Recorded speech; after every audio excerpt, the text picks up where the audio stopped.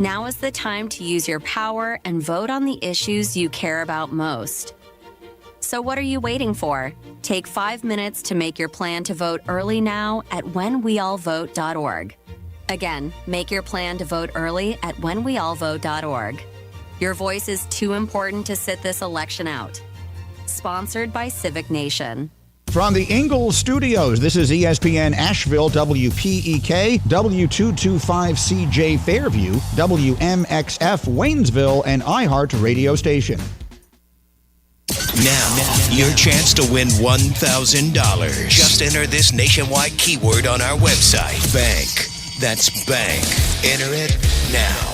It's your chance at an inflation vacation. Go to ESPNAVL.com and good luck. Live from the Ingalls Studio. I can't wait to play with myself every day. The Sportsocracy. Damn the devil to hell! Let the big dogs eat! Let them on the field! Come get you some of this. Fire them cannons! By golly, put more powder in those things. He couldn't take any more disappointment. Oh my God. The Jets killed him.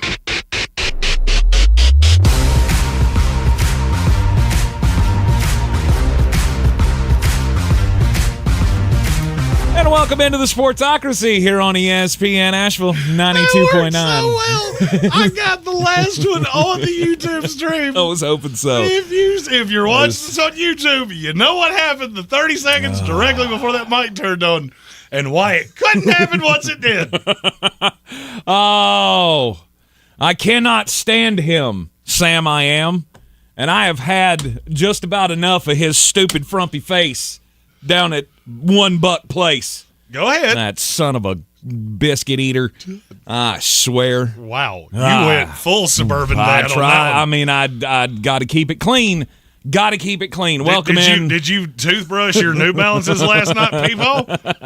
Welcome into the Sportsocracy. I bet I know who you voted for just based on that rant. It is ESPN Asheville, 92.9 FM, 880 AM and 1400. Welcome into the most consequential day of the year. For sure. This is a day that many of us have waited for, and some of us are going to go to bed really happy tonight. Some of us are going to go to bed really sad tonight because it's NFL trade deadline day. Let's go. Let's do stuff. Let's have a day. Big decisions are being made in this country, and we will cover them inside and out. NFL trade deadline comes up at 4 o'clock. There's another thing happening today, but we ain't talking about that. No, sir. No, sir. If I have to hear Donald Trump one more time, I swear to God, I'll pull my ears off. I'll cut them off with a razor blade. There will be another one coming up here in just about 10 minutes. But I won't be in this room when it happens, so I can't hear it. It is a big day. Today, November the 5th, trade deadline day. Also, we've got the first college football ranking coming out tonight, right? Woo! Isn't that happening? Let me ruin that for you. Oregon won. Who cares from there? It's Oregon, and then a big old drop-off. Yeah, you're going to get Carson to 12. Beck Grumper sandwich. You're going to get to 12 and go, do we have to let Boise State in? Are we for sure? Oh, come on. Who doesn't want to see Ashton Gianti on the national stage? No? I mean, were you asking? Because I'm the answer to that. No interest at all. Wow. Do I want to watch the blue Smurf Turfs get beat 64-5 by Ohio State? Yes, you do. No, I don't. Yes, you do. No, I'd rather watch a good team like Indiana make it. Yeah, but I mean, at this point, we got to take whoever gets the bye week in the tournament and just use that as an example of, see, we told you we don't need a G5 school in this, or G6 or whatever the hell we're at now. Nope. G6 was that's airplane. I learned that from pop Isn't that music. what we're calling the new Mountain West? Aren't they part of the new Pac-12? Aren't they part of the G6? I don't know what they are. I don't care. It's also a summit that a bunch of political leaders. I'm good. It's the Geneva Convention or something. Welcome into the program. Last night on Monday Night Football, if you weren't watching, we all got to see Todd Bowles be an idiot again. You did it wrong. Monday Night Football! It was the Tampa Bay Buccaneers and the Kansas City Chiefs. Ooh, you're so close. Oh, you're so close. You almost had it. You almost had it, but you didn't. I mean, look, that's what Todd Bowles does. He doesn't know how to manage the end of a game. He's irritating. He's so irritating to me. Come again for Judge Fudge? Uh-huh. I think you managed the end of the game quite nicely. Well, then you're as big of a moron as he is. You got down there and you tied the ball game. That's what you do. No, it's not. That is not what you do. All right, so what's your theorem here? You go for 2 and go for the win. You get it done. Mm-hmm. You take the lead. Or, which is what is much more likely, you fail miserably with 2 backup receivers, and then you come in here going, Todd Bowles is so stupid because he went for 2 and he did. Nah, you could. Yeah. You ever heard the term damned if you do, damned if you don't? Mm-hmm. And yes, I did think I was going to say that today, and I thought it was going to be talking about that other thing that's happening today. But that's where Todd Bowles was. Mm-hmm. If you go for 2 and you convert it, you give Pat Mahomes the ball with 2 timeouts in 27 seconds. Yep. Ooh, teacher, I've read that book. I read it when it was Tom Brady. I read it with Peyton Manning. I've read it with Pat Mahomes. You know how that ends? 15-yard pass to Travis Kelce, 15-yard pass to DeAndre Hopkins, 15-yard pass to somebody who miraculously gets out of bounds. Harrison Butker kicks a field goal, and it ends the same way anyway. Uh-huh. It was always going this way. And it didn't matter if it was in regulation. It didn't matter if it was in overtime. It didn't matter if you went for 2. It didn't matter if you went for 1. It didn't matter if you just knelt on it and said, I'm going for 0. We're screwed by the fickle finger of fate, and the Kansas City Chiefs are just going to win this game one way or the other. You sure were. You know why? Jeez. Chiefs good, Bucks not. Yeah. And yet you fought valiantly. I was going to say, last night for stretches of that game, they were the better team on the field. The Tampa Bay Buccaneers were better than the Kansas City Chiefs for parts of that game. Yeah, it's weird. You just look at the layout of the game here, and it doesn't say that. No, it doesn't. They outgained you aggressively, had 11 more first downs. They had 1 turnover that did give you a nice opportunity. It did. But in terms of if you watched that game for 60 minutes and went, Tampa Bay was the better team, I don't think we watched the same game. I saw a Kansas City Chief team that plays with its food entirely too much. I also saw a few other things. Maybe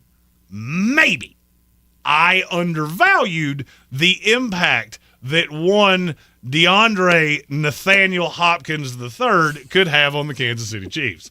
Because apparently he went to Kansas City and became 27 again. Dog. Dog. I'll give him credit. He had a good one. But it all could have been wiped away with 1 play at the 2-yard line. And if Xavier Worthy understood how to keep his feet in bounds, none of it would matter. If ifs and buts for candy and nuts, we'd all have a Merry freaking Christmas. But you know, it's weird. It's weird. Every time a game like this happens, I was thinking about this last night as I was watching the game. And I'll be honest with you, I knew you were going to come in here angry. Yep. I didn't in a million years think it was going to be about going for 2, especially with no Mike Evans, no Chris Godwin, and I don't care. Knowing exactly how 2-point conversions work. That one never even crossed my mind. I thought you were going to be mad about a lot of things. Namely, you have a defensive coach and your defense is poopy. Horrific, which to me screams all the more take the chance to get the win. You had a 50% chance of getting the ball in overtime. Your best chance was with Baker on the field, not Pat Mahomes. Yeah, I you don't know who understand goes for 2 how, in that scenario? Who? Wofford when they play South Carolina. Oh my God! If we don't take the lead right here, we will never get here again because we are bad and they're not. Is it not about riding the momentum? Is that not part of the mindset at the end of that game? You had marched the ball down the field. It is about playing the percentages. You marched the ball down the field on that last drive. There were only 2 plays in that 10-play span where you did not gain at least 3 yards. One of those was the 1-yard touchdown pass to Reggie Miller, whoever the hell that guy is. Ryan Miller. Yeah, that guy. I get that we didn't have our full complement of weapons, and you would love to have Mike Evans and his 6'6" body out there on the touch or on the 2-point conversion play. But you had marched your way down the field.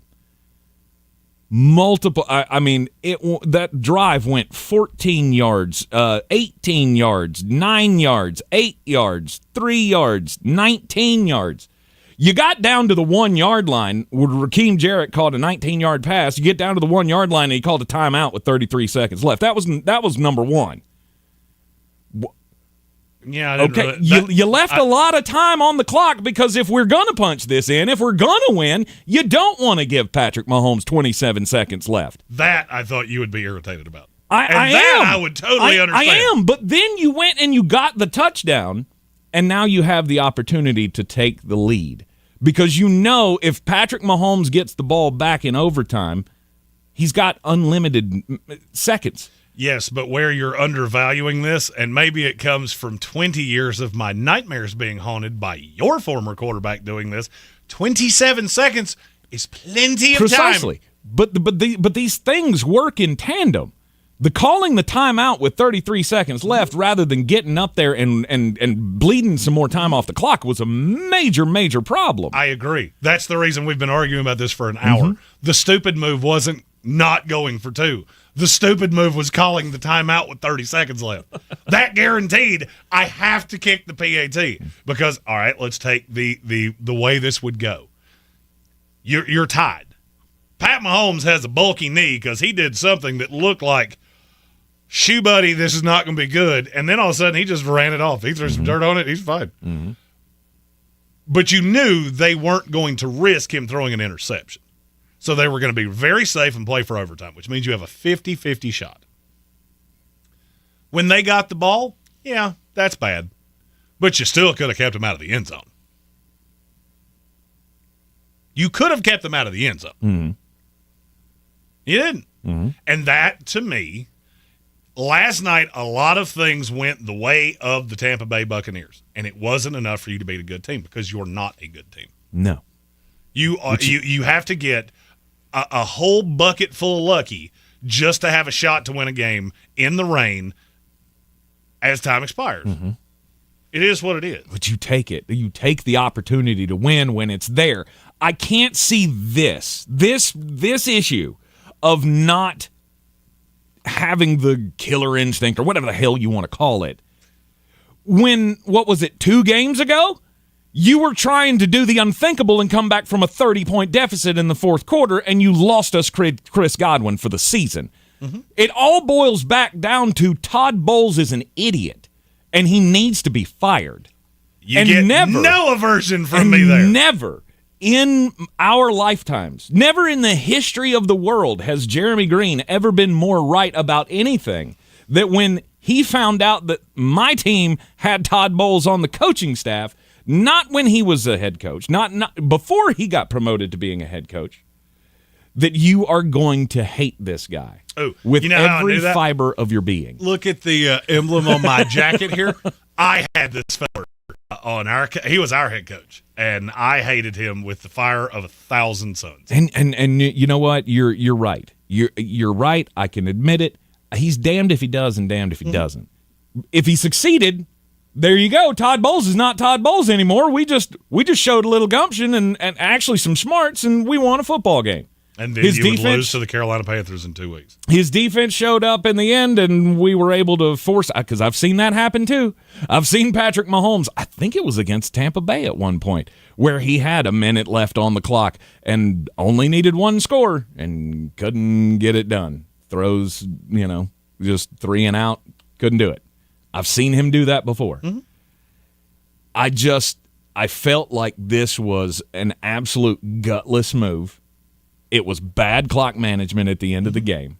And it's further proof that Todd Bowles should not be the head coach of an NFL franchise. Todd Bowles shouldn't be the head coach of an XFL franchise. So you get no pushback from me. None. It's just all I just disagree about the way the end of the game went. Yeah. Now, we have a couple super chats. Always a great way to get involved in the program because we will chuck those out there, and we appreciate all of you that do. Here comes the money. Here we go. Money talk. Here comes the money. Money, money, money. This is from Sir Jimothy, and it's a lot. Dak's hurt, Lamb's hurt, Parsons hurt, Bland's hurt. O-line's atrocious. XFL level wide receivers. No run game. McCarthy is a buffoon. Jerry Jones is an idiot. But at least we have the best kicker in the league. Yay us! You also have a new wide receiver, and his name is one Jonathan Mingo. Yes. Aloysius Mingo. We're going to talk about that trade later in this hour. So, Sir Jimothy, just put a pin in that. We're going to talk about your new receiver momentarily. Mm-hmm. We also have another one. Here comes the money. Here we go. Money talk. Here comes the money. Money, money, money, money. It's from Soaring Eagle. He said, to have Marvin Harrison Jr. not be getting schemed to get him involved. Okay, we're officially to the point of this is stupid. I don't really know why that keeps happening on and off. I will be interested to see Arizona's game plan this week against the New York Football Jets because they play sides. And so getting him on Michael Carter is not going to be that difficult. So we'll before I cast too many stones at Arizona, maybe you're trying – look, you've already won more games this year than I thought you were going to win, and we're only halfway through the season. So it's hard for me to throw too many stones Arizona's way. Mm-hmm. But that is another piece that I look at and go, if you ever get him where he's supposed to be, you're going to be a pain in the old keister. Mm-hmm. Mm-hmm. Chiefs Nation wants to know, do you think there's a possibility that the Kansas City Chiefs go 17-0? Yes, that was one of my predictions for the season, is that the Chiefs go 17-0, and they become the first team in NFL history to go 17-0 and not win a Super Bowl. Because I will take the Detroit Lions over you, right? Meow. That's very true. Normally, Kansas City has a problem. Nobody wants to talk about it. You saw it last night. Xavier Worthy is exactly what I told you he was. He's real fast. He's not a receiver. I'm not telling you he's never going to be. He's not right now. So you've got DeAndre Hopkins, the ghost of Travis Kelce, because he looks like he aged about 32 years, and that's just what Taylor Swift does to you. And you've got a running game, and that's what this team is.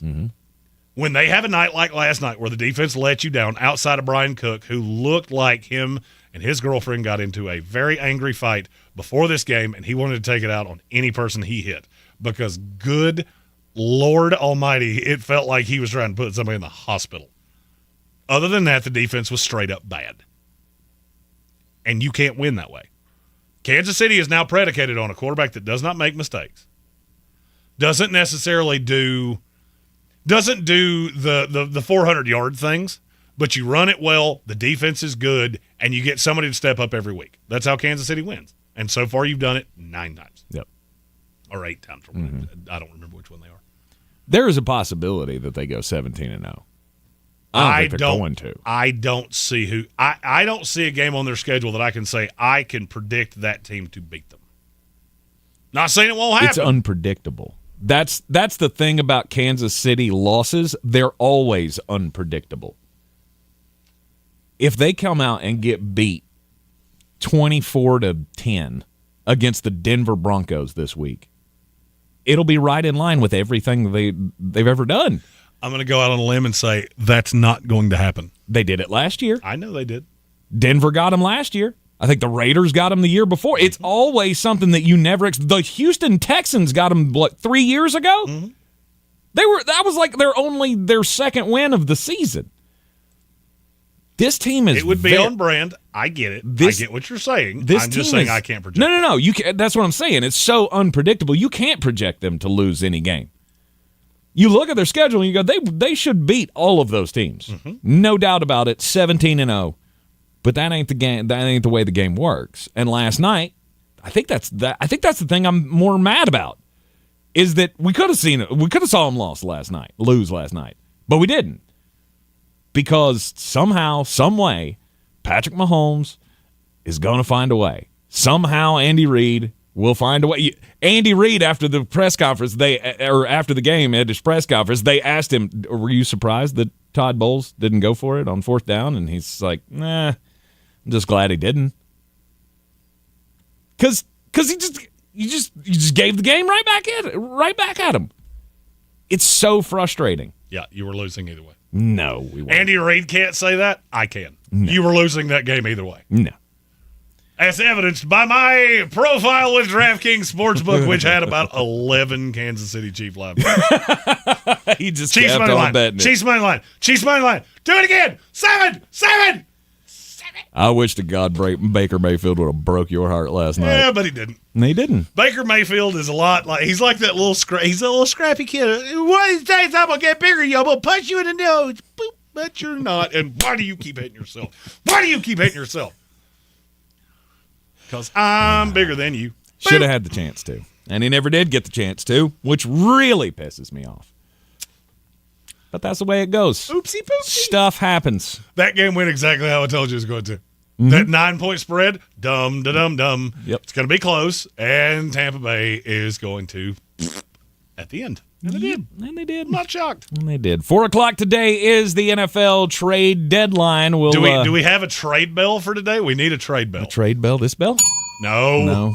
That's an everyday bell. No. This is a special day. Oh, you need like the stock exchange bell or something? I need a trade bell because we got trades coming. We're changing people's lives today. Mm-hmm. You're in the Sportsocracy, and this is ESPN Asheville. Election Day is finally here, and News Radio 570 WWNC has you covered when it comes to the results. Join us tonight starting at 7 p.m. on News Radio 570 for the very latest as the results roll in, plus analysis from election experts. It all starts at 7 p.m. on News Radio 570 WWNC. With 2 convenient locations, Singleton's Automotive will keep your vehicle on the road. Singleton's offers routine maintenance, BG services, tires, inspections, alignments, and more in their family-owned shops. Singleton's Automotive is hiring technicians for both locations. Receive competitive pay and benefits depending on experience. Visit singletonsautomotive.com. That's singletonsautomotive.com. Car care with character. Storm Pro Solution is here to help you in your time of need, providing top roofing and water damage restoration services, tree removals, and storm damage assessments. Call Storm Pro Solution at 828-318-7096. Find a career opportunity at the WNC Mountain Strong Career Fair. Employers in Western North Carolina are looking for qualified candidates like you. More than 60 companies will be hiring for jobs in our area. Find your future at the WNC Mountain Strong Career Fair on Friday, November 8th from 10 to 4 at Harris Cherokee Center, Asheville. Free parking vouchers and free community resources on site. Learn more at ashevillechamber.org/jobs. That's ashevillechamber.org/jobs. When you're hiring, ZipRecruiter's technology makes finding qualified candidates for your job easy. What if the rest of the world was as easy as ZipRecruiter? Math problems wouldn't be so problematic. K equals 42. And summiting Everest would be a walk in the park. In the meantime, if you want to make your hiring easier, use ZipRecruiter. And right now, you can try it for free at ZipRecruiter.com/free. ZipRecruiter.com/free. Dan Scott here, inviting you to check out my new show every Sunday, 8 to 9 a.m. here on ESPN Asheville, where we bring sports and faith together. The Dan Scott Show, 8 a.m. Sundays on ESPN Asheville. Do better, be better every day. That's the Parks Promise. This is JW with Parks Fort Hendersonville, and I'm so excited to introduce our first Parks Promise community hero, the American Red Cross of Western North Carolina. The need for blood is so important, and in the summer months, the need is even greater. Did you know that you can donate every 56 days? Save lives this summer. Head to redcross.org to schedule an appointment or find a blood drive near you. Congratulations to the American Red Cross, our Parks Promise community hero. If you're looking to buy, sell, or invest in real estate in the mountains, you need to call the agents at Clarissa Sells WNC, brokered by eXp Realty. Check us out online at clarissasellswnc.com. And did I mention that Clarissa Sells WNC loves teachers? We love teachers so much, we're giving back 25% of our commission at closing. For more information, contact us today at 828-774-6343 or clarissasellswnc@gmail.com.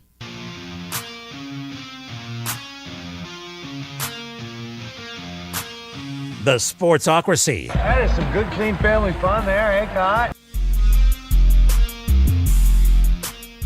Can we get a candidate that will promise to take Todd Bowles away from the Tampa Bay Buccaneers. Nope. That is a campaign promise that I can get behind. Nope. Please? I mean, I'm not usually in for the government meddling in private business affairs, but I think this calls for it. We're at state of emergency here. Are you? Or is it really just in line with the brand? 2 Super Bowls in 50 years of sadness. Oh, shoot. Okay. I pulled for the same thing, and we only have one. And it was in 1969. There is that. There is that. All right, so it is NFL trade deadline day. The Detroit Lions made the biggest move of the day. Za'darius Smith now comes in to take over the Aiden Hutchinson role. Well, I mean, look, the Lions play a lot of nickel alignments where they have 5 guys back in the secondary, 4-man front, 2 linebackers. Za'darius Smith can win off the edge. I like that they didn't have to give up much for this. But obviously, I would have preferred Myles Garrett or Max Crosby or any of the pie-in-the-sky possibilities. If they were really possibilities, you would have done it. Because Detroit is a Super Bowl. That is a Super Bowl roster. You have the 2 best safeties in the NFL. Statistically, I'm not trying to do on anybody. You have an improved secondary. You need the pass rush, and you have an offense that can score absolutely at will. Mm-hmm. They've been surveying the market for 2 weeks, and this is the best they came up with. And look, I think for a year, as a 1-year rental, that is, I'll say, a solid B+. It's hard for me to give you an A because I don't think he's that player at this point. He's a situational pass rusher that will come in and get after quarterbacks. Mm-hmm. That helps. That helps. I thought you would be way more excited about this move. I don't like him as much as a player as a lot of other people do. Okay. All right. Look at who he's been on the opposite side of for the vast majority of his career. All right, he's been on the opposite side of Myles Garrett for the last 2 years. Yeah. He was on the opposite side of Danielle Hunter. Mm-hmm. Okay. Him as a standalone guy? It was Preston that was on the other side of him in Green Bay, wasn't it? He's always had somebody. Mm-hmm. I don't know what he's going to look like as the guy. But if that's the best you can do, then that's the best you can do. And you're going to have to try to generate rush through. You might have to blitz a little more, whatever the case may be. Mm-hmm. But I never really thought Max Crosby was gettable. I know there have been reports today that Myles Garrett is gettable. And if it was Detroit, I'll give you whatever you want. Yeah. I don't care. Yeah, I agree. Whatever that trade package would have been, but I'm sure they made that call. I was going to say, I was already dealing with Cleveland. I'm pretty sure that name would have come up. Oh, can we have Myles Garrett? No, but we'll give you Za'Darius Smith. Okay, we'll talk about it. Because he can be a functional piece in this defense. And look, when you lost Aiden Hutchinson, your pass rush took a big dip. I mean, they went from like 3 to 26, I think it was, in pass rush win rate over the last few weeks. So you had to do something. Is this the home run that it would have been if it had been Myles Garrett? Obviously not. No, to me, this is a solid stand-up double. I think it's more like a ground rule double that bounced right off the top of the fence. Because you got a chance. If you see it in the right light, this thing could be a home run. And if Za'Darius Smith comes in here and he has, 8 sacks over the rest of the season, 9 sacks over the rest of the season. 8 sacks is I'm pushing it. I mean, that's all all I'm asking for is 8 sacks, which right now would be like 3rd in the NFL. Well, he's got he's got 5 already, right? So if he finished the season with like 12-ish, I mean, this could be the last piece that push you over the edge. We're getting into more rational. Sure. I get it. When I saw it this morning, I said, if this is a guy that can, in obvious pass rushing downs, come in and generate pressure, even if you're not generating the sacks themselves. If you can heat up quarterbacks and help that young secondary, But, I mean, look, that's another part of this that nobody has wanted to talk about. They're super young in the secondary, and they're getting better every week. Mm-hmm. I don't need you to be flawless. Because there is still a possibility that Aiden Hutchinson's back for the Super Bowl. I think it's a very outside shot, yes, but it is a shot. And moving forward, that's your guy. But I do think in a small window like this, Za'Darius Smith can be a productive edge rusher. I'm more looking at the other guys on that depth chart going, who's going to stand up on the other side? Is it Josh Pascal? Is it going to be James Houston, who was hot as could be for a minute, and then it faded out? Mm-hmm. Can he be that guy behind Za'Darius Smith? That's more what I'm looking to, is can you get that other guy?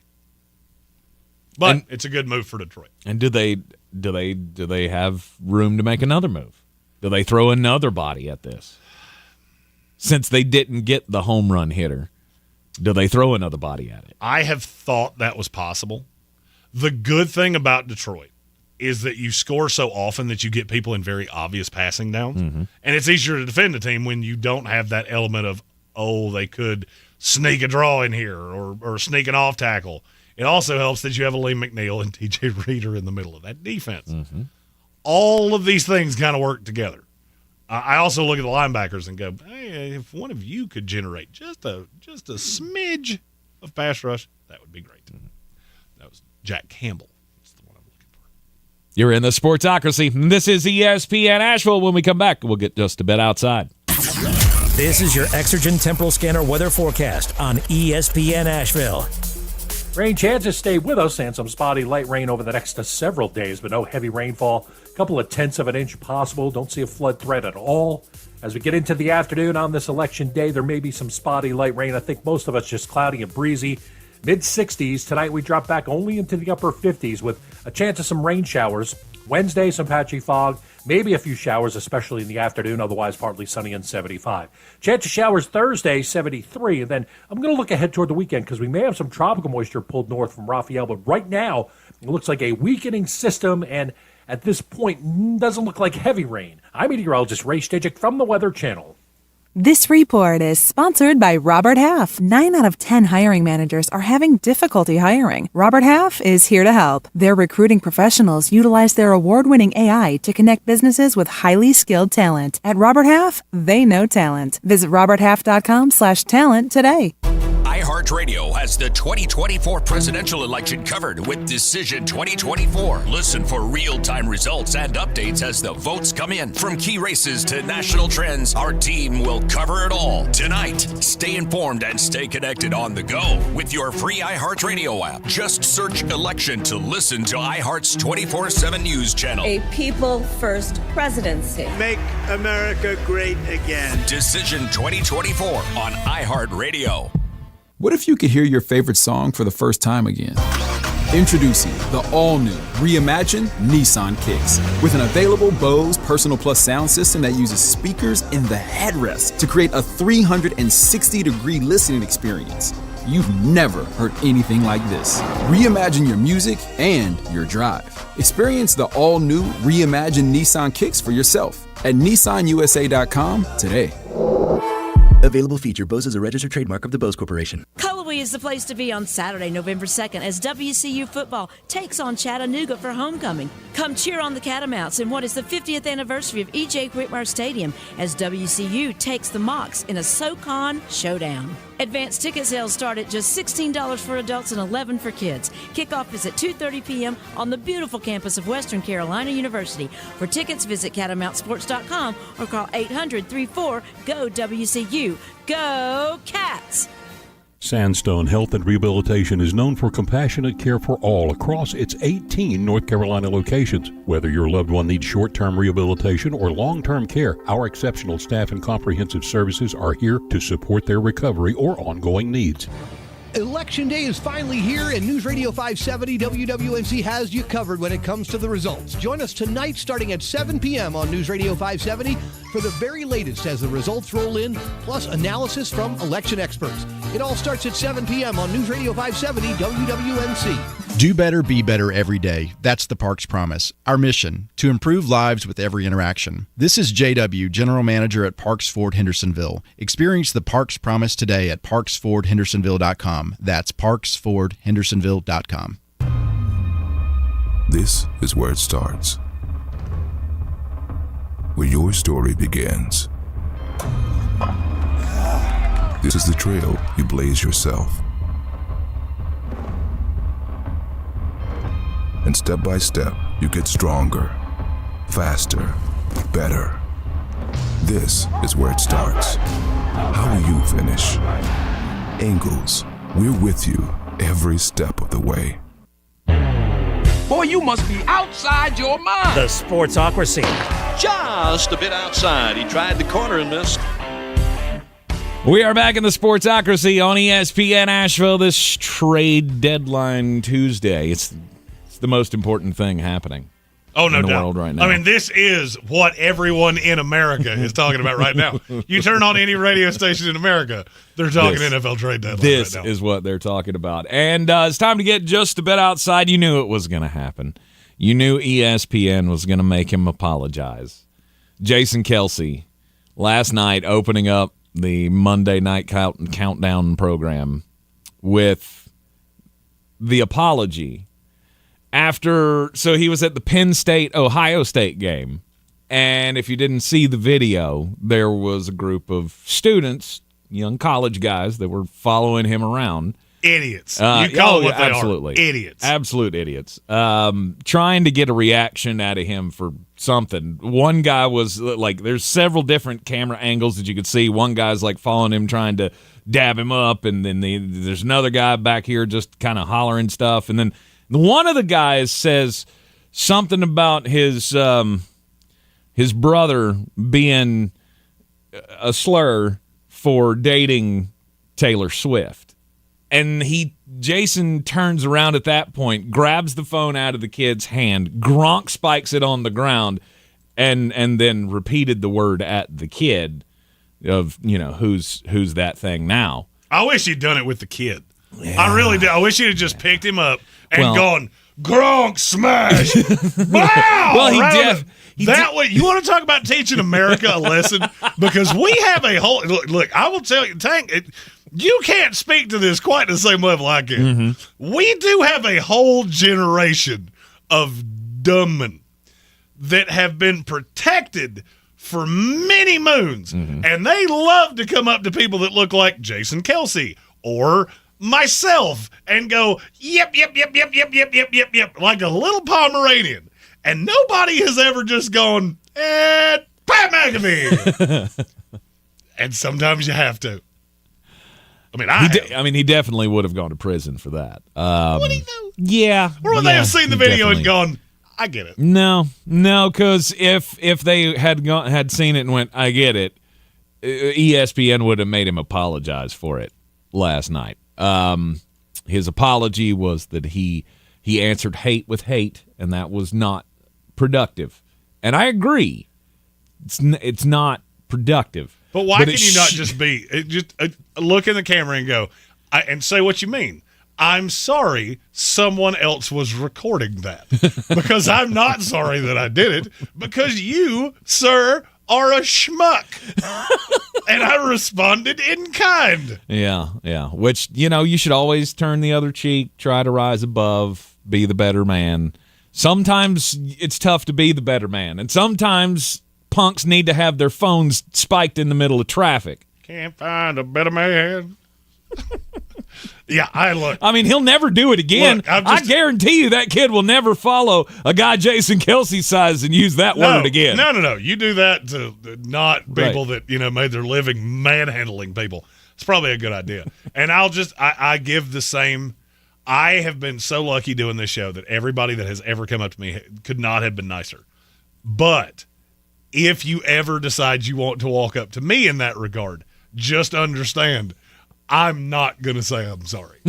So there's that. And I probably will pick you up and go, Gronk smash!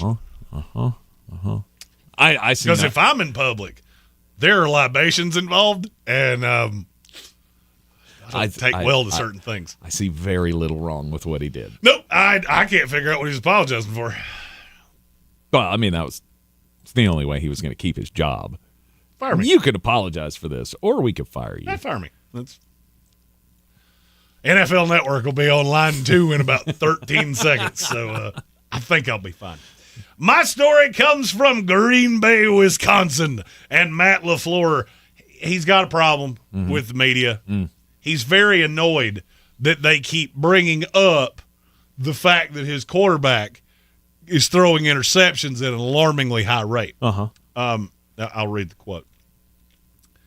He said, you guys are going to make, and then he cut himself off and said, I understand. Like, it's really annoying up here, though. He's fighting. He's competing. We know that we got to take care of the football, but I don't question anything about what he's trying to do. We just got to do it better. Okay. So, Matt, you do understand your quarterback's leading the NFL in interceptions, and he hasn't played in 2.5 games. That's a bad sign. That's not good. What's really not good is that he keeps doing it against good teams. Nobody wants to talk about this. Jordan Love, kind of a bully. Just being honest here. A bully? He's kind of a bully. Okay. He does a great job of just beating up on the bad teams. But then you look at, he played Detroit.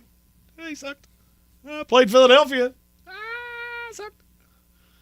Played Minnesota. Not great. But he beat the bejeebers out of the L.A. Rams and the Arizona Cardinals. And he did beat the Houston Texans. He did. He also had 2 interceptions in that game, and he was pretty much the only reason it was close. Oh, look, I mean, what can you expect? This guy is not we've been saying it for a long time. He's not the elite quarterback that everybody makes him out to be. He might be close. He might be developing toward that at some point, but he's not that guy. At this point, I mean, he's not developing towards that. I mean, he's fine. He's Baker Mayfield. I mean, he's better than Baker. I mean, he's going to throw interceptions every game. Every game, you're going to get a turnover out of him. He is batting 1,000% on throwing interceptions this year. If he's played in the game, he's thrown an interception for you. So, I mean, look, I think it's a problem. And I think Matt LaFleur's reaction is really kind of an indicator of how much of a problem he actually thinks it is. Oh, of course. Man, I wish you'd stop asking me about this most obvious thing that you should ask me about because you're doing your Well, it's job. one of those things that you get uncomfortable having to harp on it so many times, and then you've probably harped on it so much in private meetings that, you don't really want to harp on it in public. Because, I mean, you are dealing with, I mean, again, it's 26 years old, but we're still dealing with a young NFL brain here. A guy who's developing, a guy who's getting the big contract, and that all of this is coming down the pike now, and you got to figure out, like, how are we developing him mentally? I mean, that's the only angle I could possibly think that's where Matt's mind is at. Because you have to ask these questions of your starting quarterback. I mean, we always talk about this with Josh Allen. Well, obviously, it's not a problem this year, but it's always been a problem with Josh Allen talking about his turnovers. What? Well, I mean, look, DNA Tooth podcast in our YouTube chat has a good point of, look, the corners have struggled. Jordan Love's having to do more. I get it. All right, so let me bring 3 years worth of commentary together. That was always going to be the problem. Because when you pay a quarterback this much money, especially if you're a team that's not notoriously great at drafting corners, then you start getting into shootouts. Well, when you pay a quarterback what they paid Jordan Love, now you have to be the hero. So he's going to play hero ball for the next 7 years. That was my problem. It's one thing if you take a Baker Mayfield deal and you're $20 million below the market. Because you know what that adds? A corner or an edge rusher or a receiver. This team's going to regress every single year because they're almost a victim of their own success. They draft too well. You can't afford to pay all these guys. They're going to get expensive. and then the roster's going to regress. That's the problem. That's what Matt LaFleur is seeing here is, oh, God, this is the best. This is the most talented team we're ever going to have. And what do we do when that is no longer the case?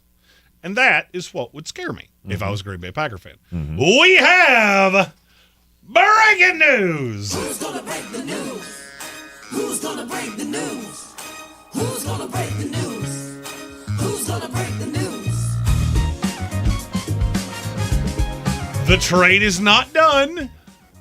Okay. We don't even know which team the trade is going to happen to. But we have a pretty good idea that the trade is going to happen. Okay. Marshawn Lattimore. Mm-hmm. What team do you want me to say here? Oh, dear. I don't know. Buffalo Bills? No. Although there are two unnamed teams involved, we have two teams that are most forward-facing here. Who's a team that's way better than people thought they would be that players want to go to, and they have some money? Washington Commanders. That's correct. Huh. I heard this morning. Marshawn Lattimore apparently getting traded to Washington. They have picked up steam. I'll read the report from Ian Rappaport. Okay. A few weeks ago, it appeared the Commanders would be in wait-and-see mode, but their window has opened sooner than they anticipated, and they are active trying to take advantage of their opportunity. While nothing has been agreed to or finalized, talks centered around Saints star cornerback Marshawn Lattimore have picked up over the last few hours. The Chiefs have been in it, but the Commanders have made a hard push, and there are at least two other teams. Interesting. That was the name when I put out feelers this morning of guy that who is the guy no one's talking about that's going to get dealt? It was Marshawn Lattimore. Mm-hmm. I would absolutely love him in Washington. Because then you know I talk about this every year. You actually add 4 players. Because now you pull everybody down a step. Mm-hmm. Because he's playing the 1, and you move these young guys into the 2 and 3. And so now, instead of Benjamin St. Juste or whoever the case may be having to deal with your star, now he's dealing with your 2. And that actually bumps up your second corner and your third corner. Sandra Strill probably pushes him inside to the nickel. And now your defense is exponentially better. I believe Washington gets this done. When I saw breaking news, I obviously went down the rabbit hole. And, all right, we had – thanks, rap sheet. We'd now have to do things out of order because we were going to talk about this in the next hour. Mm-hmm. I would absolutely love him in Washington. I wouldn't mind him in Kansas City. I just kind of feel like it's hat on a hat. Well, anything you can do to beef up the defense with Washington because your offense is clearly not the problem right now. Marshawn Lattimore, what are you getting out of him? I mean, how long of a deal do you think this is for Washington? How long can you keep him around? Because you just getting him for 1 year? I would say probably no in I was going to say you're not striking at a Super Bowl just yet. I mean, do you think that they're at that point? I mean, I get that they're 7-2 and they're sitting at near the top of the NFC. But does anybody honestly believe that they're an actual contender for the Lombardi?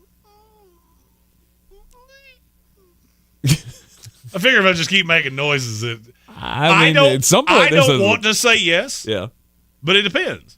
Does Jaden Daniels hit that rookie wall? If he doesn't, then yeah, they could be competitive for it. Look, the NFC is deep, but it's not great. Mm-hmm. Detroit is the one great team in the NFC. Everybody else, we can talk about it. Yep. And if you're telling me I could have Marshawn Lattimore out on the outside dealing with your number 1 wide receiver, move Sandra Strill into the nickel, and now that's who's dealing with Amon-Ra St. Brown, I like that a markedly greater amount than what you have right now. I would agree.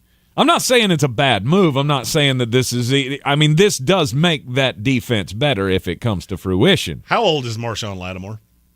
I just want to see how close you come to this because I had to do this morning. 29? You're too high.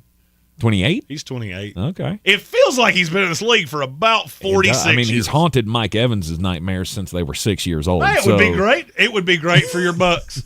He's not in the division anymore. That's right. We don't have to worry about that anymore. Do you play Washington later in the year? No, we started the season with them. Oh, yeah, that's right. We got them first game of the season, so I could, could get that out of the way. Before they figured out they could play football. We also have another bit of breaking news.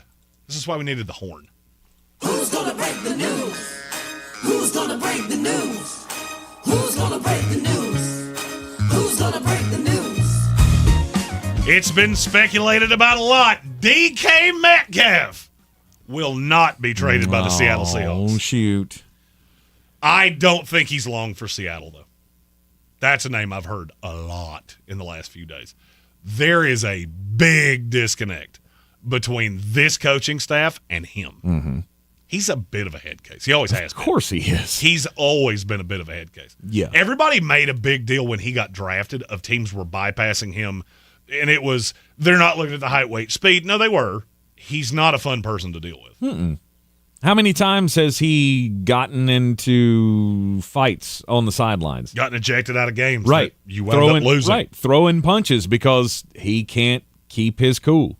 He's gotten into arguments on the sidelines with, I believe, didn't he yell at a coach last year? Didn't we talk about that at one point? Where he was up in the face of a coach on the sidelines? He is the prototypical diva wide receiver. He's so damn good, though. But you got to find a staff that can contain that. That can, I don't want to say appease that because that's not good leadership, obviously, but somebody that can handle that, that can mitigate that personality. And I get the coaching staff there, brand new, not wanting to have to deal with this much longer. And plus, I can probably get some pretty good loot out of him. Not what you think. You don't think so? Is he going for a 4? It would be somewhere in that neighborhood because you got to pay him. Yeah. You got to pay him. But I'm saying at least that's something. That's, to be honest with you, that's what I saw as we went down the rabbit hole with DK Metcalf is, yeah, I don't doubt Seattle wants to deal him. Seattle knows where they are.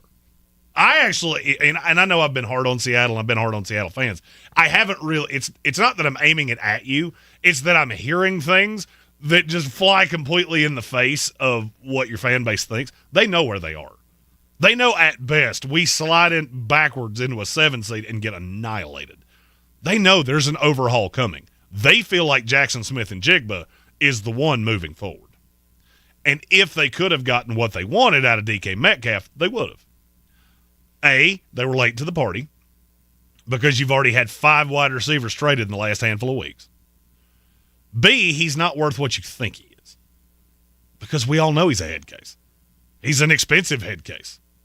And he's a head case with a degenerative issue in his knee that a lot of teams have taken him off the board in the first place.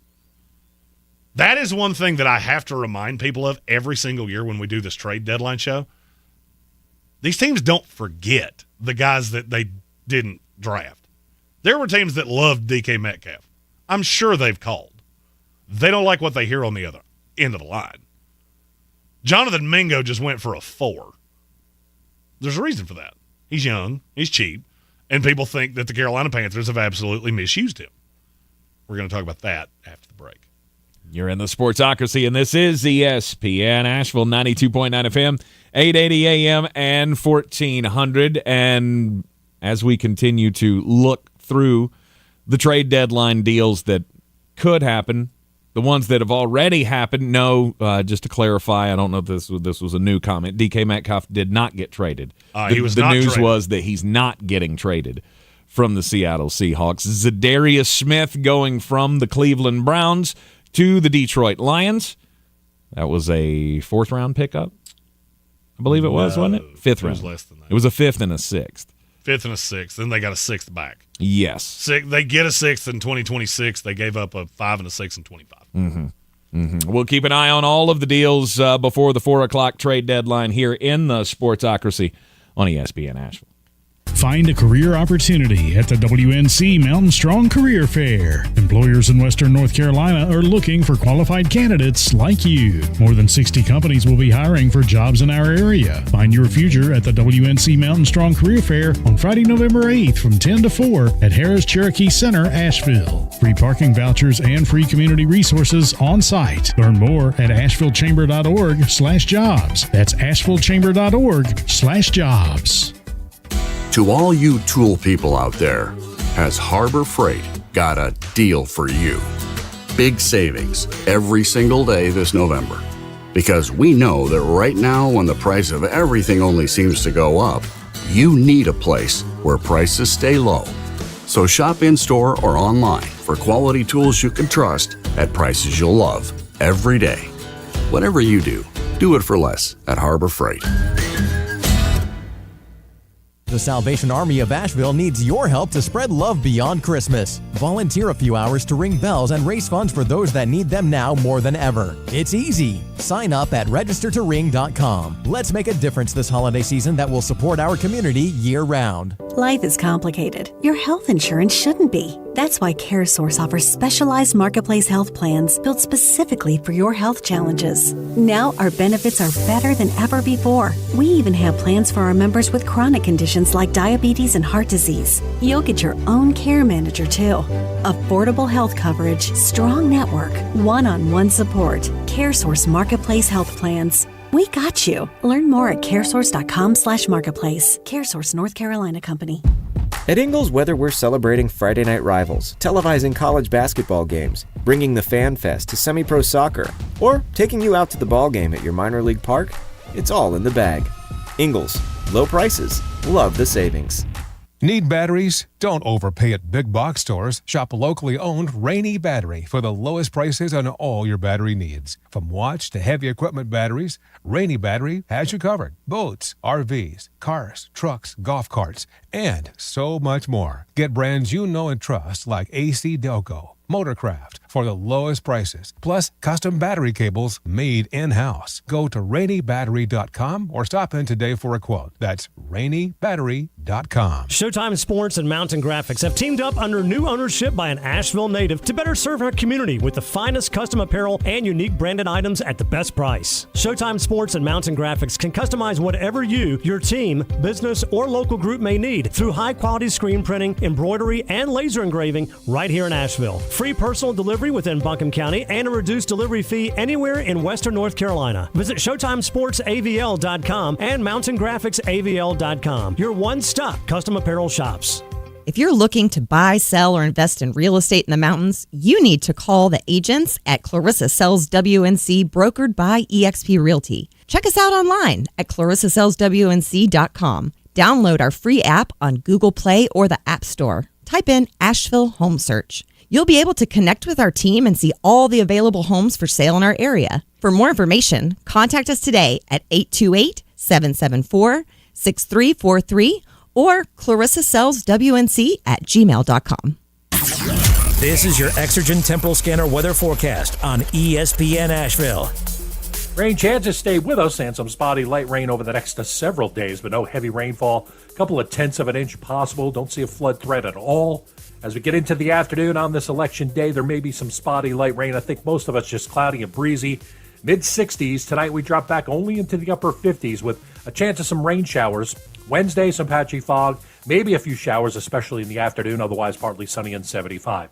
Chance of showers Thursday, 73. And then I'm going to look ahead toward the weekend because we may have some tropical moisture pulled north from Raphael. But right now, it looks like a weakening system. And at this point, doesn't look like heavy rain. I'm meteorologist Ray Stajic from the Weather Channel. This report is sponsored by United Federal Credit Union. This is Matt Sorrells at United Federal Credit Union here in Asheville. We're here for our community following the devastation of Hurricane Helene. To see how we can help, you can visit unitedfcu.com/North Carolina Relief or call 888-982-1400, insured by NCUA. Well, I'm a orthopedic surgeon, board certified. Meet Dr. John Herzog, who's certainly done his share of knee and hip replacements. But these days, he's encouraging his patients to look at regenerative medicine options, now now available at QC Kinetics. I'm kind of the anti-surgeon right now, and a lot of my buddies, if they hear me talking, they're going to give me a call. Dr. Herzog says advances in regenerative medicine can give your achy joints lasting relief using highly concentrated healing agents from your own body to repair and restore damaged tissue. We take the fluid out of you, we concentrate it, and put it in an area where they couldn't normally get to and facilitate healing. Are you suffering from constant pain due to arthritis or injury? Maybe it's time to look at alternatives to drugs and surgery at QC Kinetics, the nation's leader in these exciting treatments. What could be more natural than using your own body to heal yourself? Call QC Kinetics now for your free consultation. Call QC Kinetics, 828-333-9517. That's 828-333-9517. 828-333-9517. Election Day is finally here, and News Radio 570 WWNC has you covered when it comes to the results. Join us tonight starting at 7 p.m. on News Radio 570 for the very latest as the results roll in, plus analysis from election experts. It all starts at 7 p.m. on News Radio 570 WWNC. From the Ingalls Studios, this is ESPN Asheville, WPEK, W225CJ Fairview, WMXF Waynesville, and iHeart Radio Station. Now, your chance to win $1,000. Just enter this nationwide keyword on our website. Money. That's money. Enter it now. It's your chance at an inflation vacation. Go to ESPNAVL.com and good luck. Live from the Ingalls Studio. I can't wait to play with myself every day. The Sportsocracy. Damn the devil to hell! Let the big dogs eat! Let them on the field! Come get you some of this. Fire them cannons! By golly, put more powder in those things. He couldn't take any more disappointment. Oh, my God. The Jets killed him.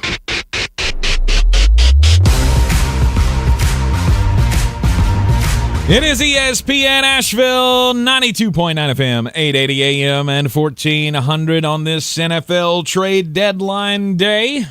You can hear us everywhere you go on the iHeartRadio app. See us everywhere on YouTube. Just go to thesportsocracy.com. Click that live video link. Subscribe to the channel. And join us in the chat. Okay, on this Trade Deadline Tuesday. It's Super Tuesday, if you will.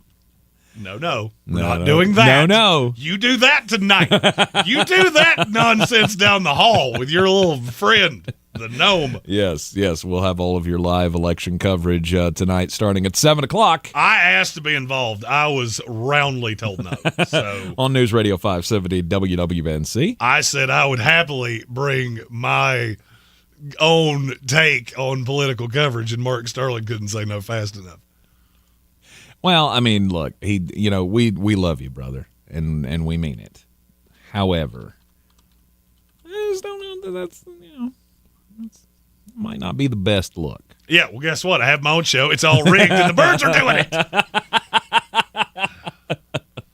Right, you can Can't keep me from saying it here. You should do that. You should do the alternative Jeremy Green version. Amy and I are so tired of the election coverage that we looked at each other this morning when we walked out the door to go to work and said, "You want to just sit around and drink until this is over?" So if I show up tomorrow and sound like Otis from the Andy Griffith Show, sorry. I just need my bed back, Andy. Couldn't help yourself. I could not help myself. It is NFL trade deadline day, and we have more breaking news, correct? Correct. Who's gonna break the news? Who's gonna break the news? Who's gonna break the news? Who's gonna break the news? Marshawn Lattimore has been traded to the Washington Commanders. Oh, wow. Third-round pick and more. And here's a fun little tidbit of information that the average fan probably did not know.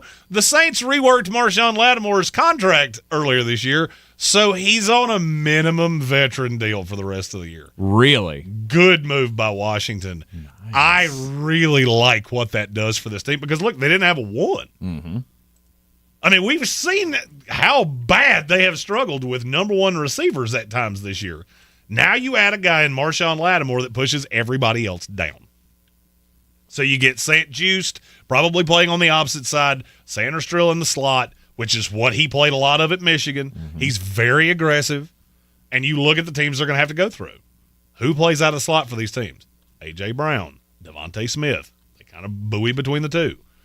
Amon-Ra St. Brown for the Detroit Lions. Jaden Reed for the Green Bay Packers. I love this move. This is my favorite move of the deadline so far, and it's really not all that close.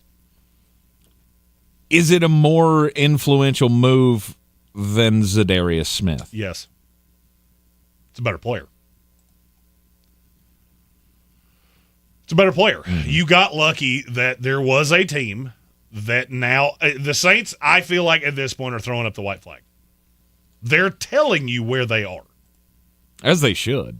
I agree. There's no doubt that this team should be sellers at the deadline. And now you move that probably moves Kool-Aid McKinstry into the starting lineup. It puts Alontae Taylor probably playing more snaps, which is not good for anyone. Mm-hmm. I mean, look, Marshawn Lattimore hasn't been elite, but he's still been a top 25 corner in the NFL. Washington didn't have one of those. Yeah. I mean, if we're going strictly by PFF grade, you had St. Juste, who was 106 of 110. Sandrastrill, who was 61st of 110. And Noah Igbignogany, who now can be sloughed off into the pit of misery. How many times do we need to trust that kid before people go, how did he get drafted in the first round? I'll never understand that. He was. Yeah, he was. He was like that was the first draft. That was the first or second draft you and I did together. Mm-hmm. That was the COVID draft. Yep. And I remember looking at you going, I can't say his name. And the reason I can't say his name is because he's not good enough for me to care.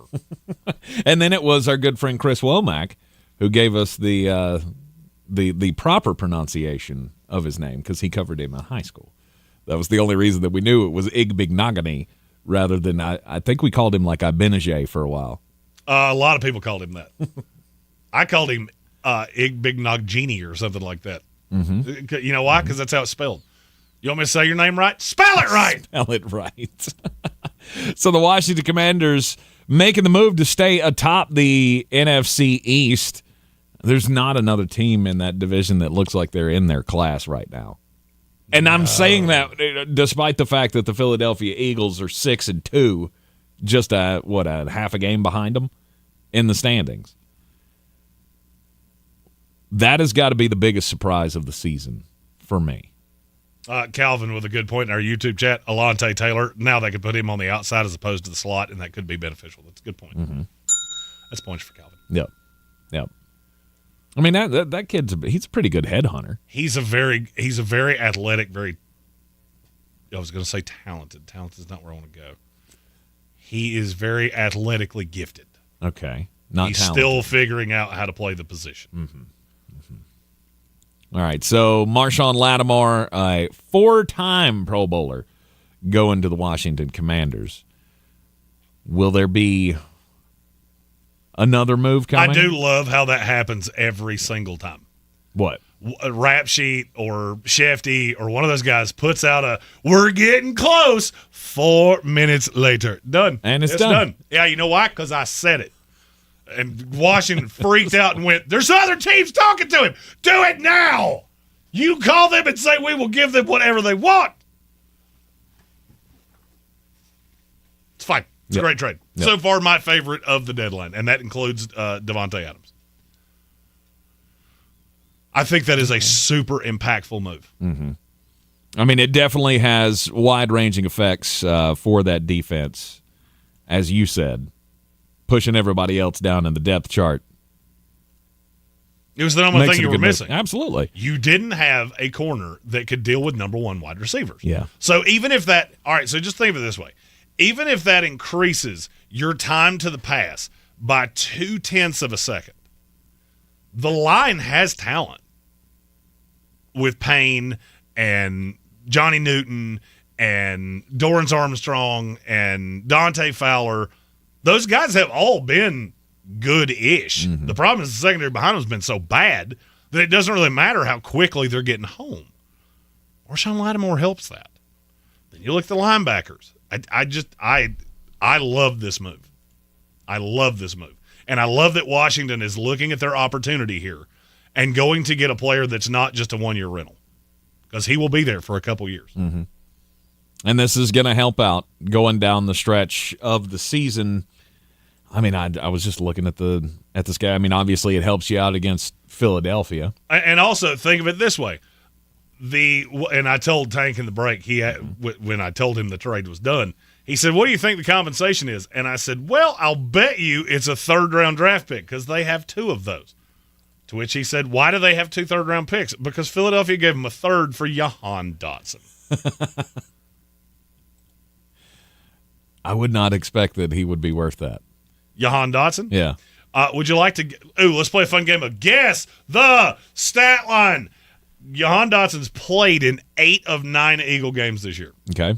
Actually, they've only played 8 games. Never mind. He's played in all 8 games. Mm-hmm. How many receptions, targets, and yards does he have? 14 catches. And then? On 16 targets. And then?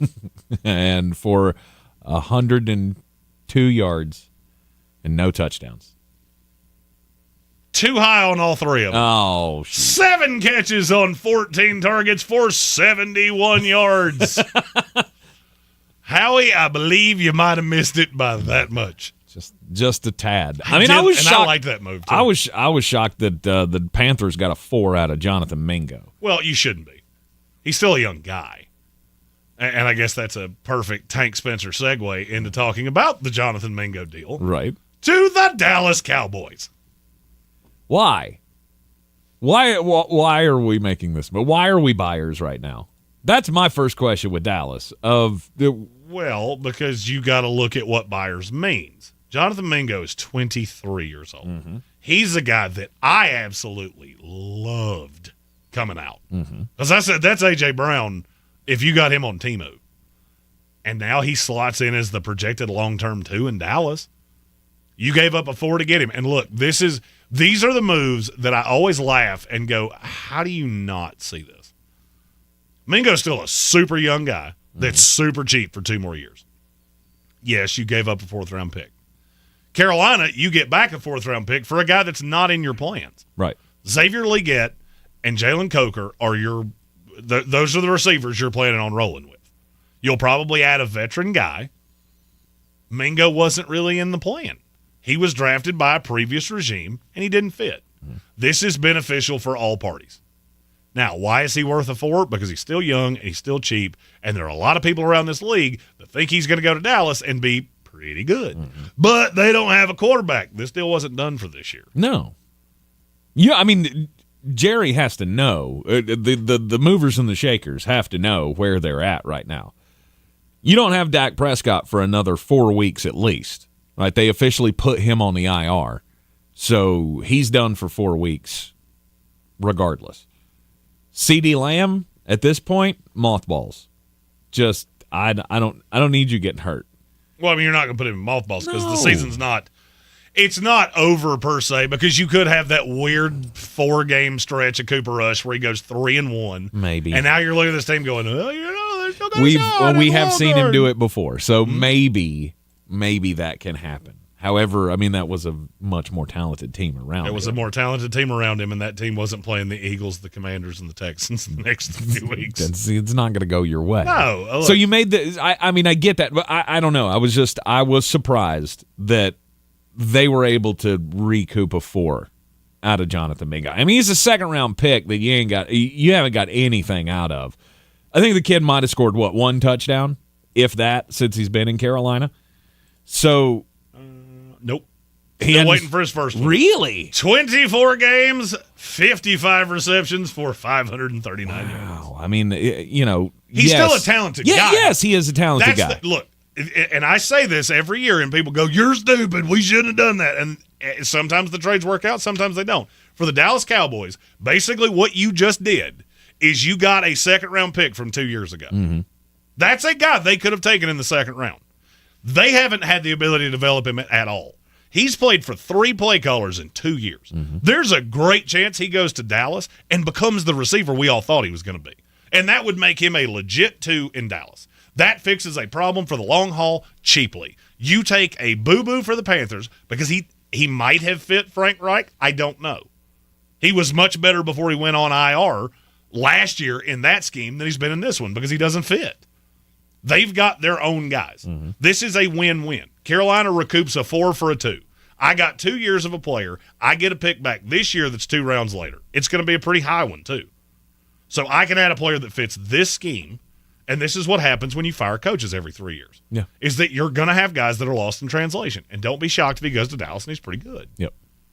Now, he could go to Dallas and be completely irrelevant. Maybe he just sucks on ice. That's also in the Jahan Dotson. Yeah. Hey, he's going to get a second chance. And then When did you turn? When did you turn on Jahan Dotson? Well, he used to be your little boyfriend. Yeah, I watched him in Philadelphia, and I went, dude, when you have those two outside of you and you still can't get open, you just don't get open well. So good for you. Mm-hmm. I'm glad you enjoyed that 3rd-round pick because it got them Marshawn Lattimore.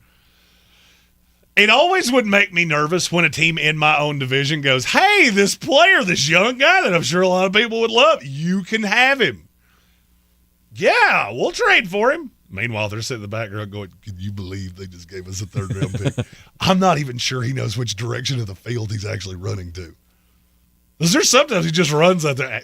Hell, he was sitting by the water cooler the other day going, I'm open! You're 30 yards out of bounds, stupid! That did not happen, just to be clear. It could have. It could have happened, but it did not. We have an official on the trade, Lattimore. The Saints get a 3rd, a 4th, and a 6th. It's the one from the John Ridgeway trade. Okay. The Commanders get Marshawn Lattimore and a 5. That's good compensation for a good player. I would say so. It's a deal. Look, that's a good move for New Orleans. And if I'm New Orleans, I'm looking at this roster going, hey, anybody else? We've got a whole platter here, fellers. You want to come sample from it? Look, I always want all of these trades, to go the right way for everybody. I hope everybody gets what they wanted out of the deal. I wasn't saying that. I mean, I was a little surprised. I did think Jonathan Mingo wouldn't fetch a 4, but I credit Dan Morgan for being able to turn him into that, because now you're staring at next year's draft going, we've got our 1st-round pick, which could be the number 1 pick, which we could very likely, which we could sell off and do whatever we'd like with it, whatever. We have the 2nd pick, we have a 3rd pick that I think we ended up getting in a trade from Dallas. And then we've got 2 4s, 3 5s, and a 7. Yeah, you got a lot of ability to make some moves. There is a reason that we spend the week before the Super Bowl all the way to the end of April talking about the draft, because this is how you build teams. Mm-hmm. And, yeah, I get it. A lot of teams feel like you got magic beans. Colin Green, I see him in our YouTube chat right now, because he loves Marshawn Lattimore, and he's sad that Marshawn Lattimore's not going to be on his team anymore. I get it. You had to eat the money. It's going to hit the cap this year, and then you're going to move forward.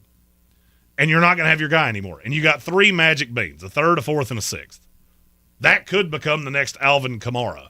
That could be the next Rashid Shaheed or Taysom Hill or Demario Davis or – I can keep doing this. Sky could be the limit on the other side of CD. That's the beauty of being a team like – and if I was a Saints fan, I would be happy. The chances of Marshawn Lattimore being on this team when you're good are very limited. Yep. Because by the time the deal was up, he would have been 30 years old. He's going to want to go to a winner anyway.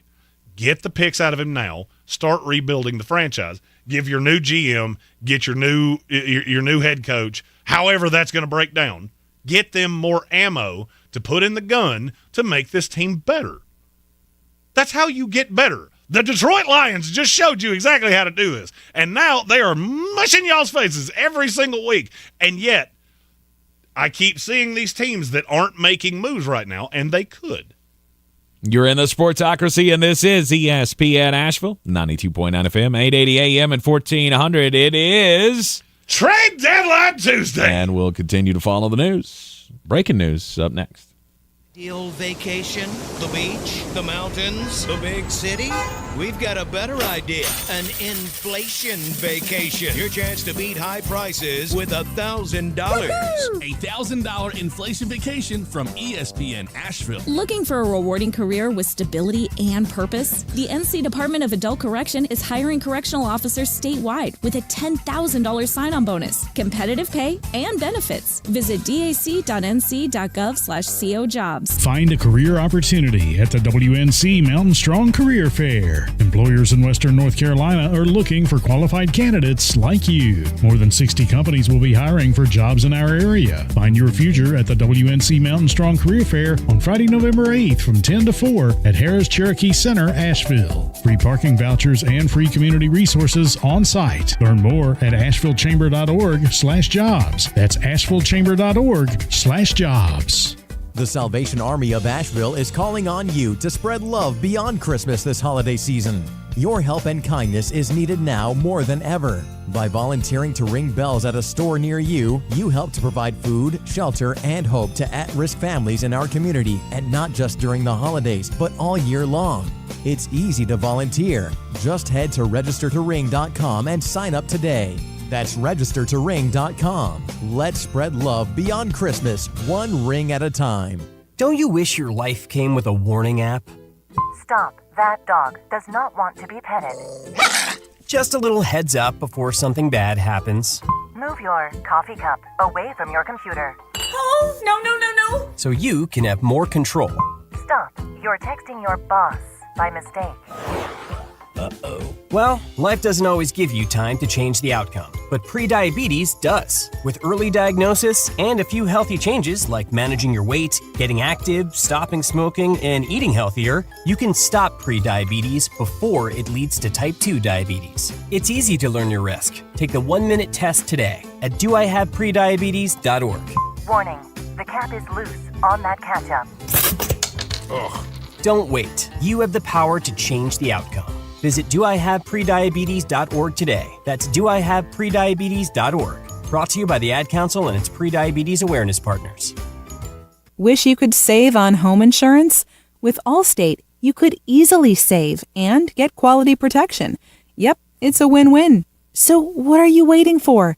Check Allstate first for a quote today. You're in good hands with Allstate. Do better, be better every day. That's the Parks Promise. Our mission, to improve lives with every interaction. This is JW, General Manager at Parks Ford Hendersonville. Experience the Parks Promise today at parksfordhendersonville.com. That's parksfordhendersonville.com.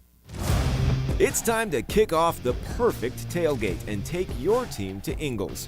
Chips and guac made fresh in store every day. The best meat in town packaged fresh every day. And smiling faces giving you their best every day. Let's be real. In the South, football season is our favorite season of the year. There's a lot to smile about, especially with deals like these. Ingles. Low prices, love the savings.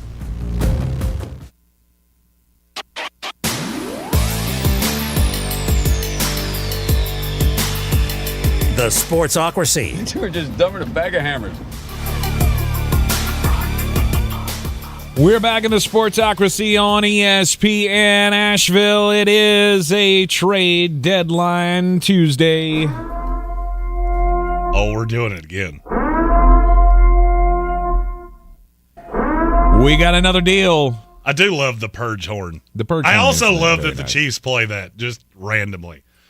Mike Williams traded from the New York Jets to the Pittsburgh Steelers. Oh, okay. 2025 fifth-round pick going to the Jets. Mm-hmm.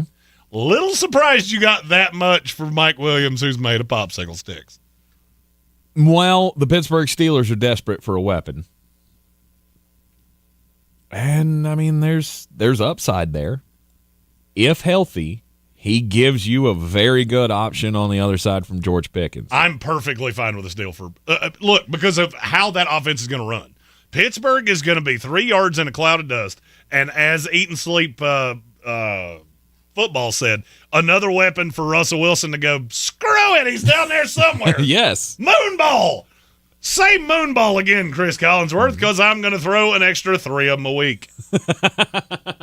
Mike Williams, that's one of the best things he's best at. Going up and getting it on the sideline. I was shocked this trade didn't happen last week. I am shocked that Pittsburgh hung around and went, we know you're going to do it. It's just a question of when you're going to do it. I mean, could this have been they inquired about it and they wanted more? Look, I'm fine with the 2025-5. And they waited him out and said, look, we're getting down to the deadline. Will you take a 5? Possibly. I don't think the Jets wanted more than that. Joe Douglas has routinely been pretty realistic in trade discussions. So I would say the compensation's always been about the same. They may have been haggling over the money. Who's going to pay what's left? And I would say Pittsburgh's paying a good amount of it. Mm-hmm. Did he get a lot of money from there's a lot of bonuses. Ah. So you have to haggle over hey, what happens if he comes down here and hits all those bonus escalators? You better get out your checkbook, bruh. That's what's going to happen. Are we still doing the Russell Wilson thing? I've been tapped out of the Pittsburgh football world here for a little bit. I don't know. Is that still happening? I don't know. All right. Pittsburgh makes my head hurt. It's 6 one way, half dozen the other. I don't understand why you're as good as you are, but you are because you're an awesome NFL franchise. And if you're a Pittsburgh Steelers fan, I'm going to go on an epic rant tomorrow that may last 30 full minutes as we do Power Rankings Wednesday about weird. Why is it that the same teams are always up here and the same teams are always down there?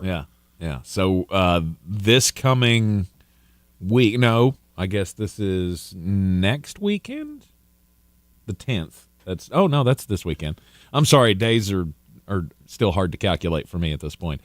So this weekend we've got the Steelers at the Commanders. So we'll have Marshawn Lattimore taking down George Pickens, and then we'll get to see what Mike Williams can do against the two. Benjamin St. Juste, maybe. I like the move for both.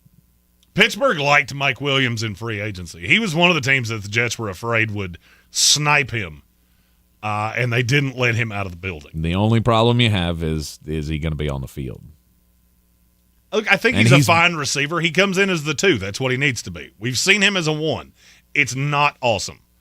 Him as a 1B to George Pickens, I'm perfectly fine with that. Mm-hmm. That's another deal that I think works quite nicely for both teams involved. You get what you need. We get rid of Mike Williams, who was not going to be happy as the 4 in New York. Xavier Gibson will be the 3 until Alan Lazard comes back.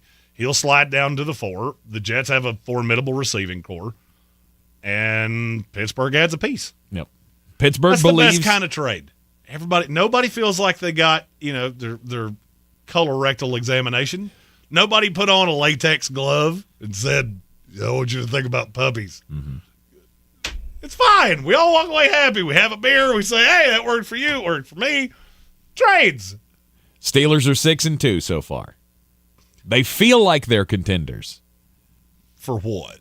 I don't. I mean, you listen to Mike Tomlin. He's out here talking Super Bowl talk. What's he crazy gonna person. say? I mean, I get it. Mike Tomlin's not going to come to the mic and go, I know, we're the luckiest 6-2 team in the history of football. Well, they are.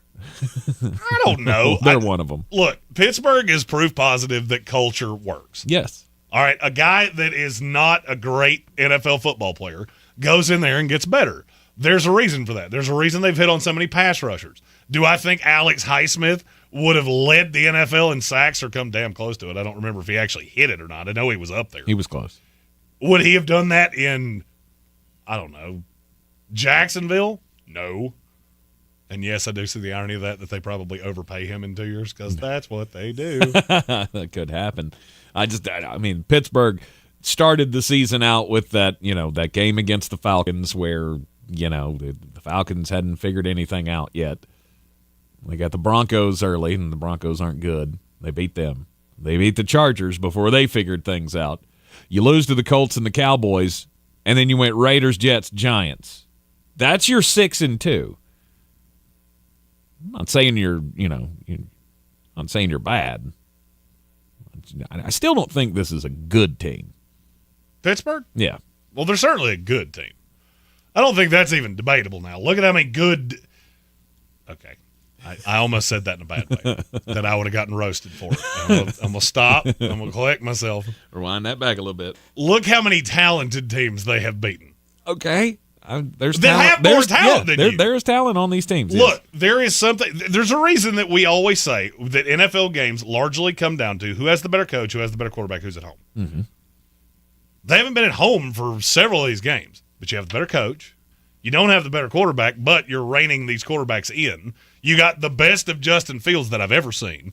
You've had two competent games out of Rusty Shackelford, and that's enough for me. Rusty Shackelford. I'm never going to call him by his name. He irks me. I love it. He annoys me. You got the Commanders on the road this week. And then you get the Baltimore Ravens after that.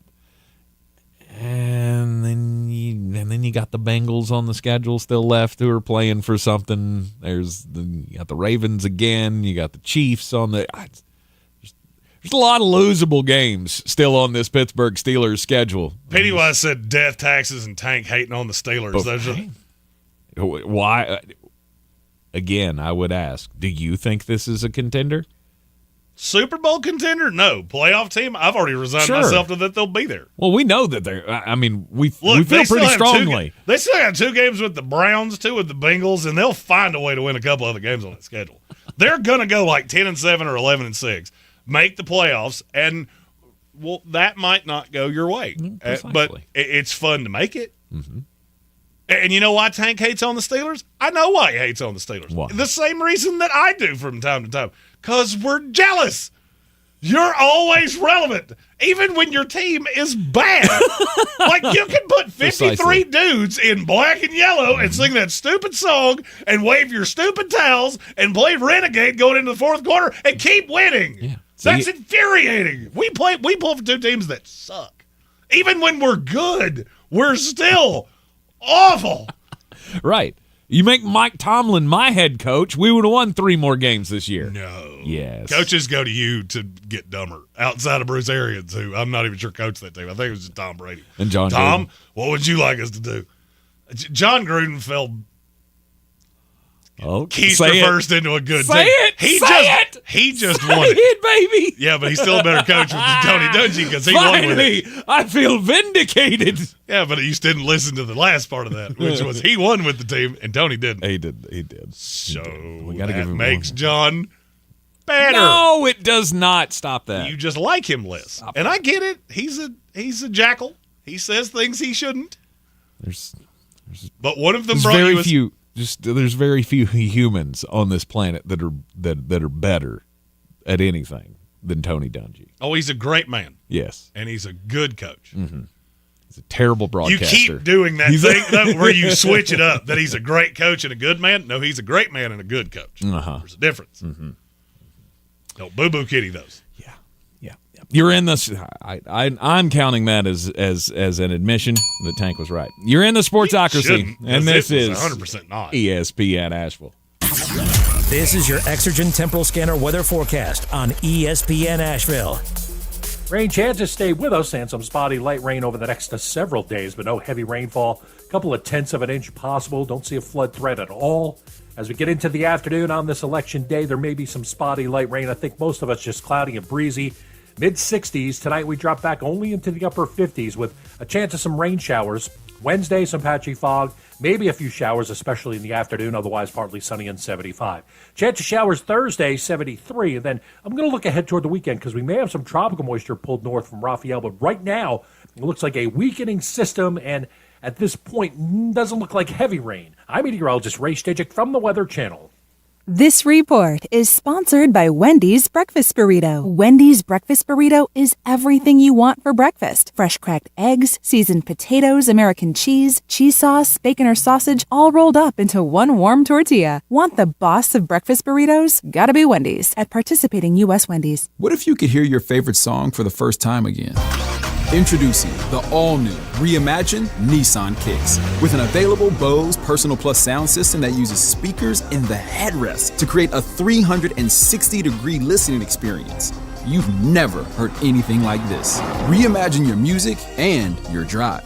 Experience the all-new, reimagined Nissan Kicks for yourself at nissanusa.com today. Available feature. Bose is a registered trademark of the Bose Corporation. I'm Kamala Harris, candidate for president, and I approve this message. So many of you have told me about your plans for the future. Starting a business, buying a home, retiring near your grandchildren. But prices are too high. So let me tell you what I will do about it as president. I will take on price gouging. I will lower the cost of health care insurance. We capped the cost of insulin at $35 a month for seniors. I'm running to do that for everyone. And I will provide new down payment assistance to first-time home buyers and tax benefits to people who want to start their own business. Donald Trump, well, he wants to give more tax breaks to the wealthy, whereas I will cut taxes for the middle class instead. Because I know working people want to do more than just get by. You want to get ahead, and that's the future you deserve.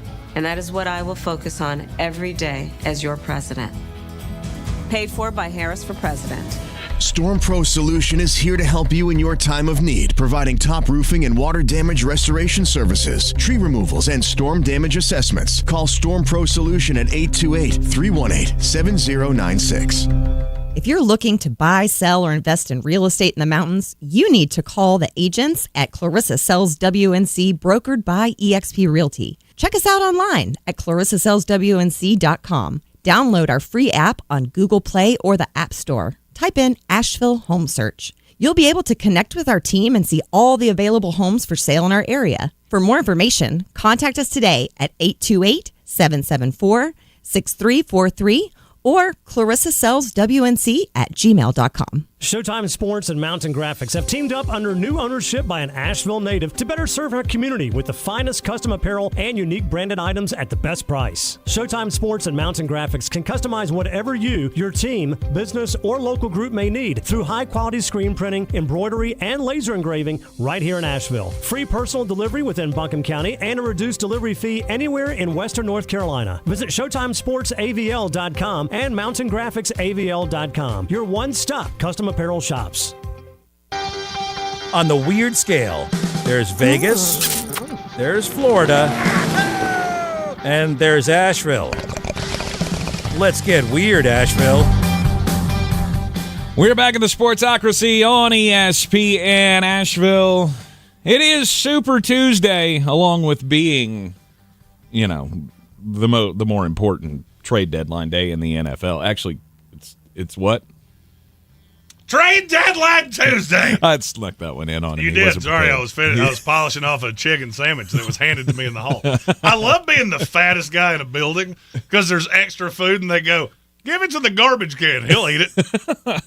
And they're right. 100 times out of 100. Yes, they are. Yes, they are. Today is the big day if you haven't done your civic duty. You've still got time to do it. Polls close at 7 o'clock tonight for the big election day. Jeremy, do you know where they cast the first election or the first votes of the election every year?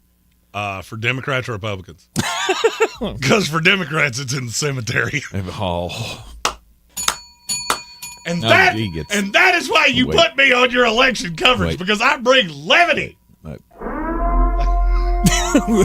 We're giving him all the sound bites for facts. That one. That was a good one. That was a pretty good one there, J-Bo. All right, so the place where they have midnight voting every election opens up the election day festivities is in a little town in New Hampshire. It's called Dixville Notch. That's a perfect place for the first votes to be cast.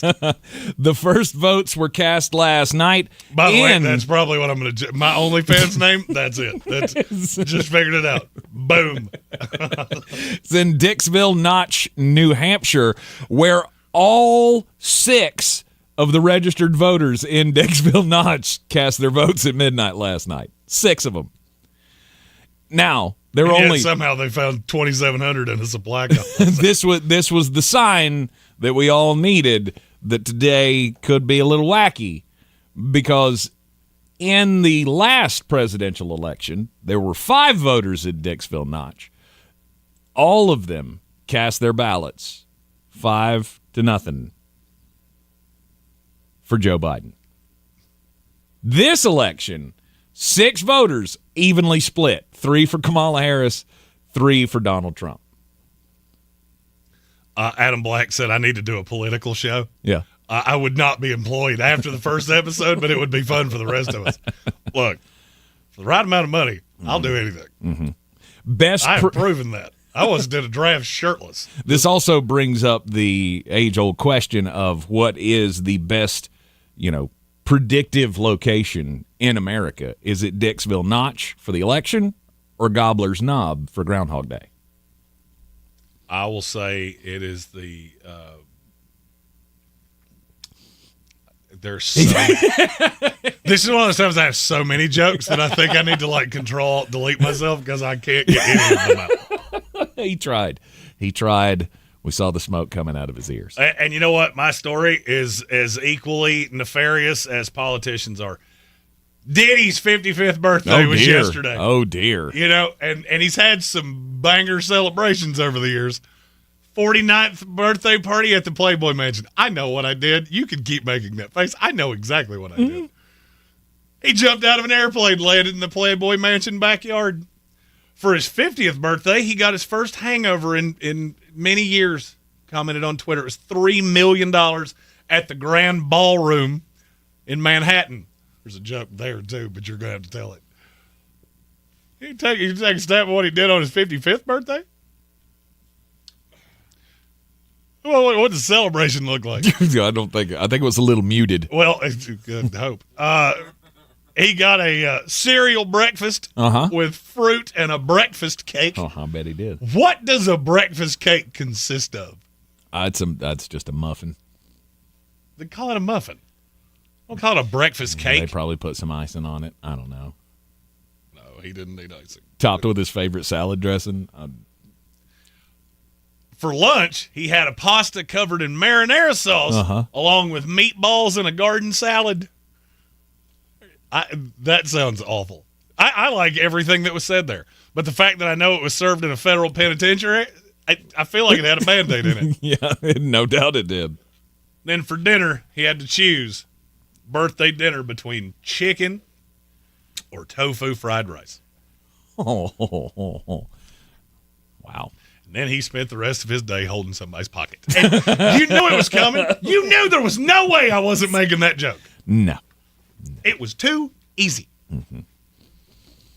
Yeah. Prison guards allegedly got him 84 bottles of baby oil. In my head, it's like that Bert Kreischer joke about pajamas. His wife wanted pajamas. He got her like 7 sets. And he's sitting there, and all the guards got him a gift. And every time he opens the box, he goes, baby oil. And he looks and he goes, I see 47 gifts, and they all look like they hold 1 or 2 bottles of Johnson & Johnson. This joke's going to stop being funny to me at 3.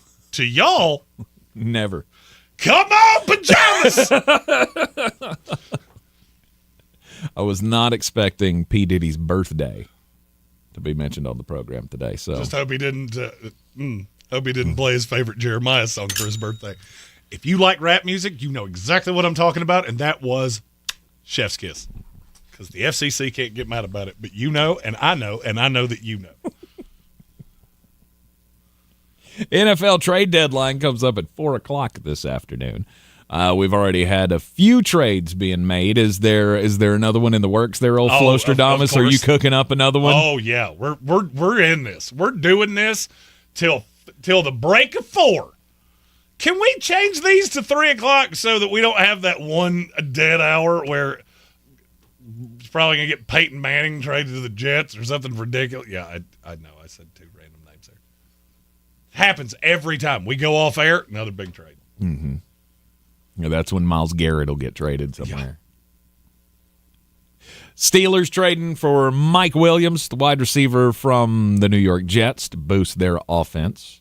Aaron Rodgers was live with Pat McAfee when that trade broke, too. Yeah, I was just looking at that and was hoping that I don't know. I'll have to check out that audio in the next break so we can for sure tell whether or not that needs to be played or not. I didn't. I was kind of playing it there as you were talking, and I didn't see like his face like light up or anything. So well, I mean, it's not like he was going to go good. My plan is working perfectly. Yeah. No, what I was looking for was the eyebrow raise and then the eye roll. Well, there we go. Awesome. I will never get to play with that 5th round pick because I will be in the darkness. Right. Sometimes you take a swing and you miss. And I believe the Jets took a swing and they missed pretty big with Mike Williams, but you got some draft capital back. I mean, it wasn't really a miss. It's just the season went a different way. He wasn't really ready week 1. Then you wind up with Davante Adams. Garrett Wilson's leading the NFL in receptions right now. You've still got Malachi Corley, who outside of, apparently not knowing where the goal line is still pretty talented. Mm-hmm. You got a bevy of weapons. Broken Mike Williams was not really one of them. Yep.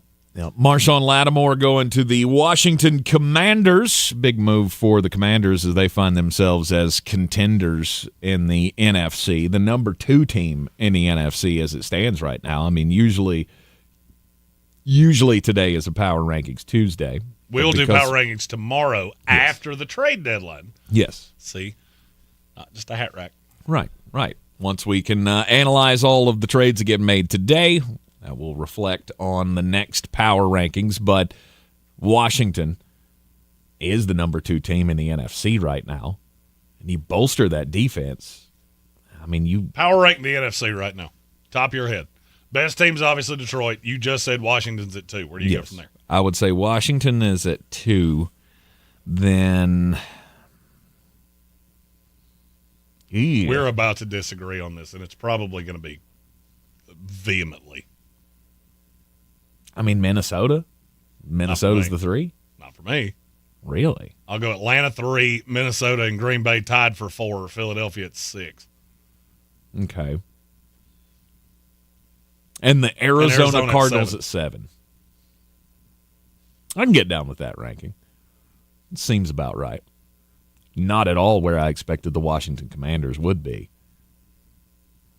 But you get surprised every year. I do find it fortuitous that I said Washington might be better than you think. And not only are they better than you think, they're exponentially better than I was even projecting them to be. Yes, better than anybody. I said they're better than you think, that they might get to this many wins by the end of the year. And here we are. Mm-hmm. The Commanders also making this deal for John Ridgway. That was the Jahan Dotson trade? Am I reading that right? No, they had traded John Ridgway. Oh. Ridgway plays for the Saints. Oh, okay. So they got a pick from the Saints for Ridgway at the end of the preseason. Okay. They gave the pick back to New Orleans in the Marshawn Lattimore deal. Okay. All right. I'm 99% sure I have that correct. Okay. Jonathan Mingo being traded from the Carolina Panthers to the Dallas Cowboys. 4th-round pick being claimed there by the Carolina Panthers. So now they have 9 picks coming up in the 2025 draft. 2 in the 4th round, 3 in the 5th round, plus their 1, 2, and 3, and a 7. Did I miss any other trades? Khalil Herbert. Ah, yes, Khalil Herbert going to the Cincinnati Bengals. And the only thing I saw that, and I went, man, I'm glad Khalil Herbert's going to get to go somewhere where he can be. Oh, no, he's not. He's going to be the 2 there, too. Mm-hmm. And I feel like Khalil Herbert and Chase Brown, it's that old man holding up his Christmas gift that is the same shirt he has on. I have 2 running backs that are exactly the same guy. Mm-hmm. But with no Zach Moss, I'm fine with that. I've always liked Khalil Herbert. I think he's a really good NFL running back. He just needs to play in the right system. Yeah, and he had his moments in Chicago, and I'm sure he'll have his moments with the Cincinnati Bengals. I mean, he's not really a. I don't know that that's a move the needle kind of move, gave up a but it is 7th-round pick, which should tell you everything you need to know. But to me, it is just a pretty good depth piece to have in that backfield. Are there any more pieces that you look to be moved today? Because I've got a couple. All right, what you got? I don't see a path that Chase Young doesn't get moved today. I keep hearing Cincinnati, and that math would math.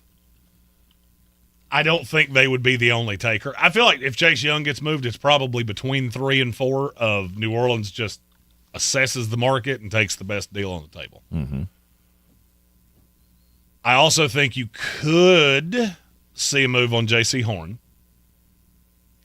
I believe you will see a move on Jadeveon Clowney. It just doesn't make sense. You got DJ Wanham coming back this week. Why would I hold on to Jadeveon Clowney just for him to leave in the offseason for nothing? Mm-hmm. Even if you can get a conditional 7th-round pick, that's better than nothing. And you're going youth movement. Yep. Okay. Any others that you expect to be involved in trades? Like if you're the Buffalo Bills, I haven't heard their name mentioned looking for anything. Yeah, you're really crushed against the cap. You just don't have a lot of.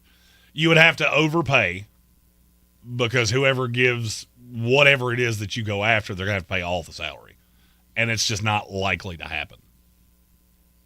San Francisco's the team that I'm shocked we haven't heard from because they've got the money to facilitate one of these deals.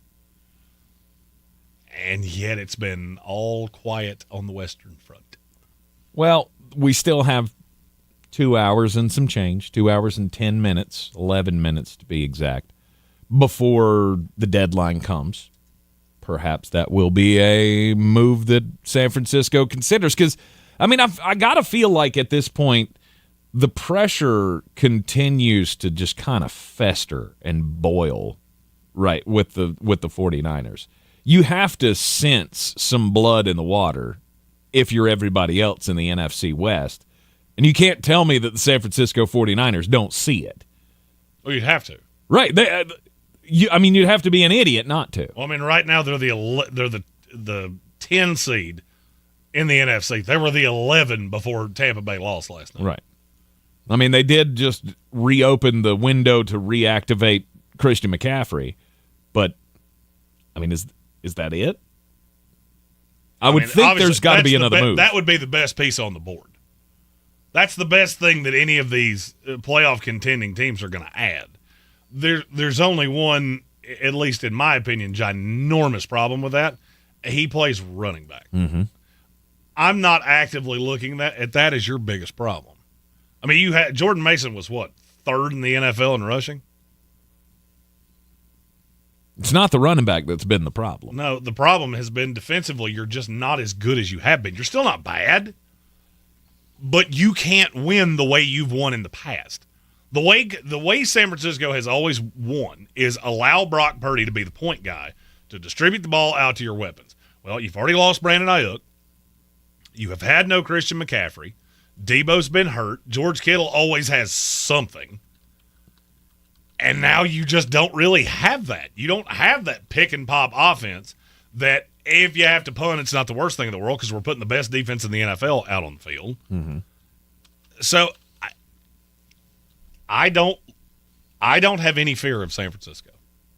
Even with McCaffrey back, even if you added a piece, I still don't look at them as legit NFC contenders. To me, I'm less worried about them than I am about Philadelphia. Do you agree? You're less worried about who? San Francisco. Oh, yes. I worry less about this stage. At this point, to me, Philadelphia has so much more talented of a roster, and they can beat you in so many different ways that you can outgun the fact that your coach is not the sharpest tool in the shed. Mm-hmm. San Francisco doesn't really do anything phenomenally well. And I do think that burns you.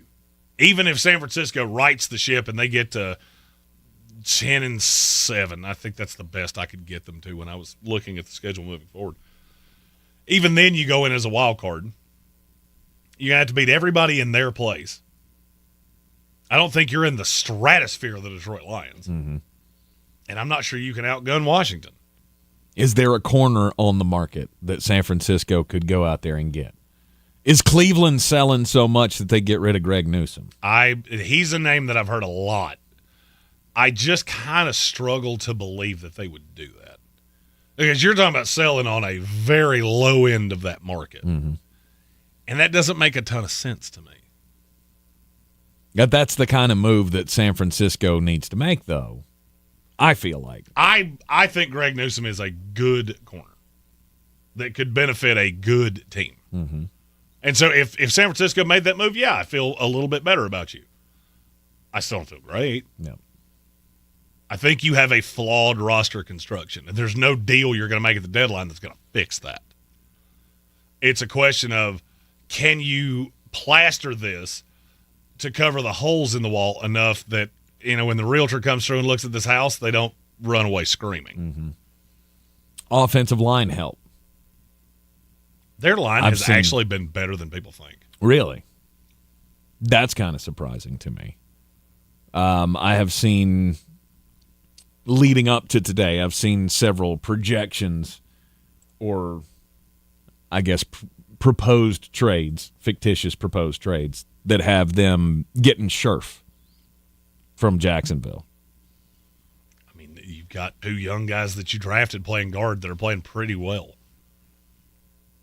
That would be a panic move to me. There are teams that could use him. It's really not San Francisco. All right, fair enough.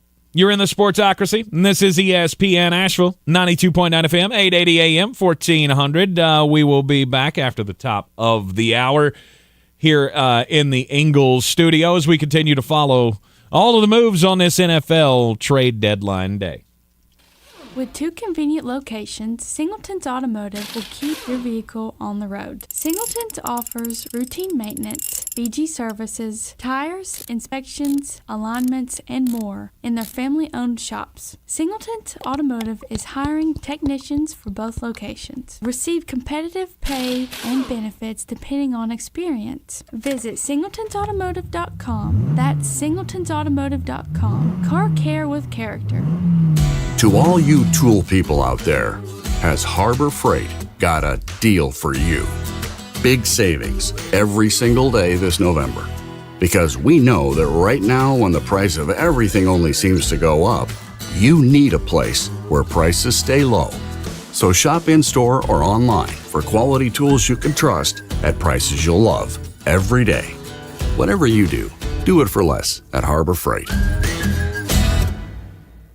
This is an ad by BetterHelp. What comes to mind when you hear the word gratitude? Maybe you think about your friends and family and how happy you are to have them. Maybe it's a tough moment in life right now and it feels a little hard to be grateful. There is, however, one thing in life we don't often show enough gratitude for: ourselves. We've all made it through a lot, and even when it feels like we don't have much to show for it, we still have ourselves. So here's a reminder to send some thanks to the people in your life, including you. A great way to give yourself some thanks is to invest in your own well-being. If you're interested in starting therapy, give BetterHelp a try. As the largest online therapy provider in the world, BetterHelp can provide access to mental health professionals with a wide variety of expertise, designed to be convenient, flexible, and suited to your schedule. Let the gratitude flow. Visit BetterHelp.com/takecare today to get 10% off your first month. That's BetterHelp, HELP.com/takecare. Going to big box retailers for batteries? Flag on the play. Locally owned Rainy Battery has the lowest prices on all your battery needs. Don't fumble when you can find everything from watch batteries to batteries for cars, RVs, trucks, golf carts, and more at Rainy Battery. Get brands you know and trust like AC Delco, Motorcraft for the lowest prices, plus custom battery cables made in-house. Go to rainybattery.com or stop in today for a quote. That's rainybattery.com. It's time to kick off the perfect tailgate and take your team to Ingalls. Chips and guac made fresh in store every day. The best meat in town packaged fresh every day. And smiling faces giving you their best every day. Let's be real. In the South, football season is our favorite season of the year. There's a lot to smile about, especially with deals like these. Ingalls. Low prices, love the savings. Do better, be better every day. That's the Parks Promise. This is JW with Parks Fort Hendersonville, and I'm so excited to introduce our first Parks Promise community hero, the American Red Cross of Western North Carolina. The need for blood is so important, and in the summer months, the need is even greater. Did you know that you can donate every 56 days? Save lives this summer. Head to redcross.org to schedule an appointment or find a blood drive near you. Congratulations to the American Red Cross, our Parks Promise community hero. This is your Exergen Temporal Scanner weather forecast on ESPN Asheville. Rain chances stay with us and some spotty light rain over the next several days, but no heavy rainfall. A couple of tenths of an inch possible. Don't see a flood threat at all. As we get into the afternoon on this election day, there may be some spotty light rain. I think most of it's just cloudy and breezy. Mid-60s. Tonight we drop back only into the upper 50s with a chance of some rain showers. Wednesday, some patchy fog. Maybe a few showers, especially in the afternoon. Otherwise, partly sunny and 75. Chance of showers Thursday, 73. And then I'm going to look ahead toward the weekend because we may have some tropical moisture pulled north from Raphael. But right now, it looks like a weakening system. And at this point, doesn't look like heavy rain. I'm meteorologist Ray Stejcik from the Weather Channel. This report is sponsored by First Restoration Services. Disasters at home from floods, fires, or storm is a homeowner's worst nightmare. It pays to have a professional on your side, and that's exactly what you get with First Restoration Services. They've built their business off trust, integrity, speed, and quality. Learn more online at frs247.com. Election Day is finally here, and News Radio 570 WWNC has you covered when it comes to the results. Join us tonight starting at 7 p.m. on News Radio 570 for the very latest as the results roll in, plus analysis from election experts. It all starts at 7 p.m. on News Radio 570 WWNC. With tens of thousands of satisfied patients across America, it's no surprise QC Kinetics gets 5-star reviews. I'm feeling on top of the world because of QC Kinetics. I'm able to do the things that I wasn't able to do for a long time. I can recommend them highly. I would recommend QC to anybody. QC Kinetics has changed my life. I couldn't believe it. I honestly was skeptical, but the pain went from a 10 to a 0. Real people with real lasting relief from joint pain. QC Kinetics Regenerative Medicine is regenerating me. It was super successful, and I recommend everyone seek out QC Kinetics as an alternative to surgery. This non-surgical approach is definitely the future. I tell as many people as possible. I am an ambassador. I love QC Kinetics. QC Kinetics, the nation's leader in advanced regenerative medicine. No drugs, no surgery. Call QC Kinetics now for your free consultation. Call QC Kinetics, 828-333-9517. That's 828-333-9517. 828-333-9517. From the Ingalls Studios, this is ESPN Asheville, WPEK, W225CJ Fairview, WMXF Waynesville, and iHeart radio station. Now, your chance to win $1,000. Just enter this nationwide keyword on our website. Deposit. That's deposit. Enter it now. It's your chance at an inflation vacation. Go to ESPNAVL.com and good luck. The Sportsocracy. It fires me up, man. I love it. Say it one more time. The Sportsocracy. Shake it back! Beer City's best sports talk. It is gross. Just earlier. They are mature, actually. You just have to get to know them better. Your lunchtime dose of dumbassery. Live from the Ingalls studio.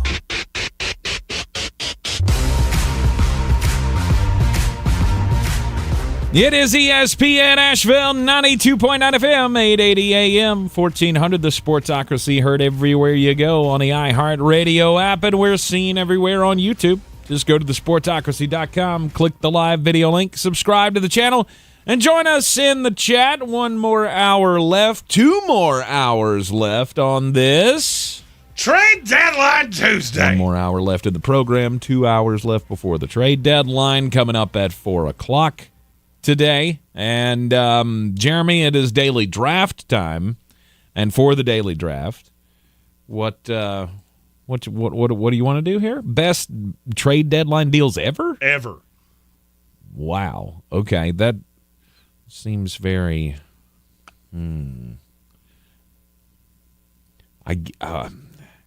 trade deadline in the NFL is always tough for me because, I mean, I feel like there are so many moves that happen that don't ever really pan out to be anything. Oh, we've had several, though, that did. We have had a few that did. Do you want the first pick, or do you want me to take it? You know what? I'll take the first one. Because I think I'm going to go with the Christian McCaffrey deal. I knew you would. To the San Francisco 49ers. I knew you would. It has not obviously translated into a Super Bowl, but there have been very few trades that you look back on and you go, well, you know what? I can kind of talk myself into how that made sense at the time. And then you go back and look and go, how much, by how many lengths did the San Francisco 49ers win that trade? I have never looked at that quite the way everybody else has. Mm-hmm. San Francisco got the better player. They were also the better team. I mean, Carolina gave up on a piece that was not going to be there when they were good. If Christian McCaffrey played for the Carolina Panthers right now, guess what? You'd be a 4-win team. Yes. It was good for both. That one was pretty high on my list, but it was not my number one. Okay. My number one was number one by, I don't know, 800 miles. It's Marshawn Lynch to Seattle. Mm-hmm. They got him from Buffalo for a 4 and a 5. He then proceeded to be one of the best running backs in the NFL for 5 solid years in Seattle. Yep. And he was basically cast aside out of Buffalo as a headache. Yes. Everybody knew he was good. He went to Seattle and cemented his legacy. Mm-hmm. There's not many guys that I can say that about. Christian McCaffrey was Christian McCaffrey in Carolina and in San Francisco. The next guy that I'm going to pick, he was good where he came from and good where he went, and then he's just kind of waned over time. Beast Mode went to Seattle and activated. And to me, that's the best move I've ever seen a team make at the deadline. My 2 is Jalen Ramsey to the Los Angeles Rams. That's a good one. He won them a Super Bowl. Mm-hmm. It wasn't that year. It was 2 years down the line. But that was a huge move, and they preyed on Jacksonville. They gave up a lot. Look, it was 2 1s and a 4. By comparison, Marshawn Lattimore, who is not as good of a corner as Jalen Ramsey, but still very good, got a 3, a 4, and a 6. And then you had to pay him. Yep. But he was the best defensive player on a Super Bowl team, or at least one of the 2. Mm-hmm. That might be foreshadowing to something I do later. Okay. All right. I'll go with Herschel Walker because that trade set up a lot for the Dallas Cowboys. That's probably the only trade in this that you'll go, well, that really didn't work out for Minnesota at all. But on the other hand, it did build a dynasty for the Dallas Cowboys. So it may not be this is where the receiving team of the player, that's a big swing and a miss. Well, and that was why I didn't take it. And it's bad luck, I get it. Because it was a great deal. It wasn't a great deadline deal. Mm-hmm. Yes, it happened at the deadline. Technically, you did play by the rules of the game, but it was really good for the team that got the capital, not the team that got the player. Yes. And then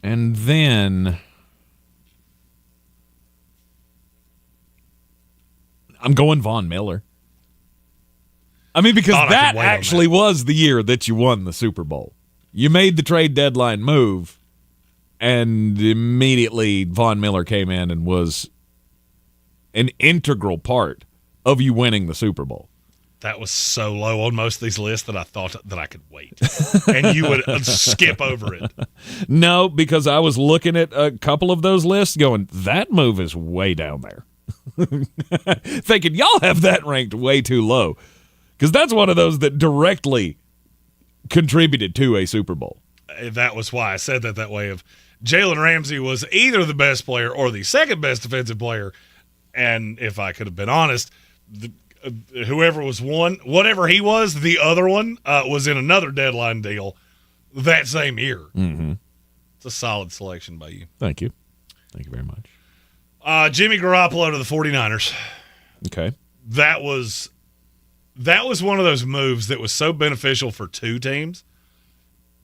He was the guy in San Francisco for a handful of years, and he took him to a Super Bowl. Again, it wasn't that year, but it was down the line. You also got to realize that had become a huge problem in New England, that one side of the organization was ready to move off of Tom and go Jimmy Garoppolo, and then you have the full-on power play of, nope, we're not doing that. I don't really care what's good for your franchise 10 years from now. I care what's good for me right now. And that might be the most consequential deal I've ever seen at the deadline. Also very rare to see quarterbacks dealt at this point. Yes. You got to learn playbook, and that's not easy to do.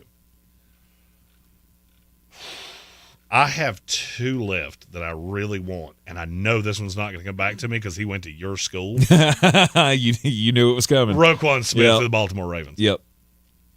He has been the most important piece of a whole defensive move for the Baltimore Ravens, because you add him and Kyle Hamilton, him at the deadline, Hamilton that all season in the draft. That's the two best defensive players on that team now. And it's changed the way they play defense because they're not as talented as they once were. But those two moves have allowed them to stay good enough defensively to be competitive and almost turn into a more offensive team than defensive. Mm-hmm. Plus, he's one of the best linebackers in the league. And you don't very often see guys that good get moved, especially when they're that young. I knew that wasn't coming back. Yeah, it was not. It was not coming back to you because that was going to be my next selection. After that, I guess you got to go with Minkah Fitzpatrick. That was the other one that I wanted. Going from Miami to the Pittsburgh Steelers. Oh, you're so going to make me cheat. Oh, man. And you're then so going to make me cheat, and I know it. And for the last one here, this is a bit of a projection, but I think that this trade deadline move can make one of the surprise teams of this year a Super Bowl contender. It's T.J. Hawkinson going to the Minnesota Vikings. Man, I was starting to regret that I had said I was going to cheat. Because we're doing a shorter draft here because there's not. There's not a lot to pick from. No, because I'm with my final pick. Yep. I'm going Marshawn Lattimore. Oh, okay. I think we will look at that move. Not because I think Washington's going to win a Super Bowl, but I think 2 years from now when he's still on that team and he's the veteran leader of that super young secondary, we're going to look at that's when the defense flipped. And you got Dan Quinn, that guy he needs in that defense. And he's still young enough that this wasn't just a half-a-year rental. I think he will be there moving forward. It's super projection. It is. But it's my game, and I can play it how I want to. I was going to say, I went with a little projection, but you went way projecting. So T.J. Hawkinson's it was a good one, too. Yeah, I because I'm not real sure. I mean, I'm not sure anybody's real sure what this is fully going to look like yet. In Minnesota? Right. Once he gets his legs underneath him, gets into some kind of a rhythm there with Sam Darnold, the fact that T.J. Hawkinson, in the limited amount that I have seen, the few plays that I have seen since he came back, it looks like there's still plenty of talent in that pool, and Sammy D MVP, as much as I talk smack about him, that offense is clicking. It is. It is. It's very good, and it was doing that without one of its best pieces. Precisely. And it very well could lead them to an NFC championship. You never know. Oh, he's the safety blanket. And trust me, as a guy that has watched, I can't tell you I've seen every throw of his career anymore, but I'm pretty close. Mm-hmm. I mean, I'm batting in the high 90s. Sammy D has never really had that guy, and I think it changes a lot. Obviously, they're bringing him back slow because that was a horrible injury. And you don't necessarily need him to beat the Colts. I'm more curious what he looks like at the end of the year when you're playing those divisional games to set up the seeding, when you're fighting for your playoff position. That's where I think you're going to see T.J. Hawkinson. And I'm not going to be shocked if he has a huge end of the year. Hawkinson's always had a problem. He's so big and he's so lumbering and he's not in the best shape that there are games that you look at him and he just gets dinged up. And he's completely out of his element. He's completely out of his game. And it's because he's not in great shape. I'm curious what he will look like in a very condensed third of the season schedule if I could just see all of the good and he never wears down. We have breaking news. And it's not going to be the breaking news you want, but it's going to be breaking news that I can laugh at. Who's going to break the news? Who's going to break the news? Who's going to break the news? Who's going to break the news? To make room for the newly acquired Jonathan Mingo, the Dallas Cowboys have cut Andrew Booth. Oh. Play it. Do it. Play the song. It's because I would wager this is probably the end of the road for Mr. Booth. I mean, what are we going to do? You're just like a gift that kept on giving. His PFF grade this year in coverage is a paltry 29.1. Wow. I'm reasonably sure there are headstones that could have broken 30. So there's that.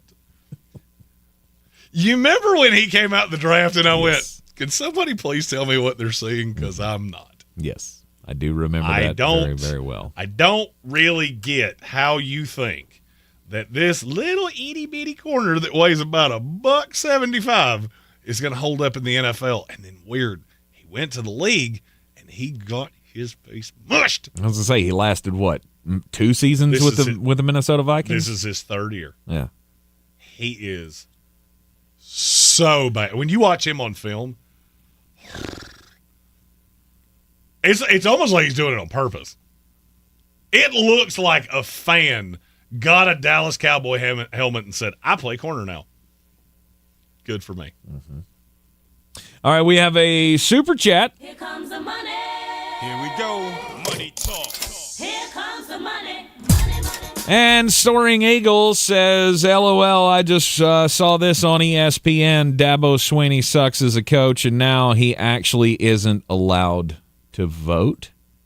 What? Are we talking in the coaches poll or in the election? Did he do crimes? What, he take a gun in an airport or something? If Dabo Swinney were to commit a felony, what would it be?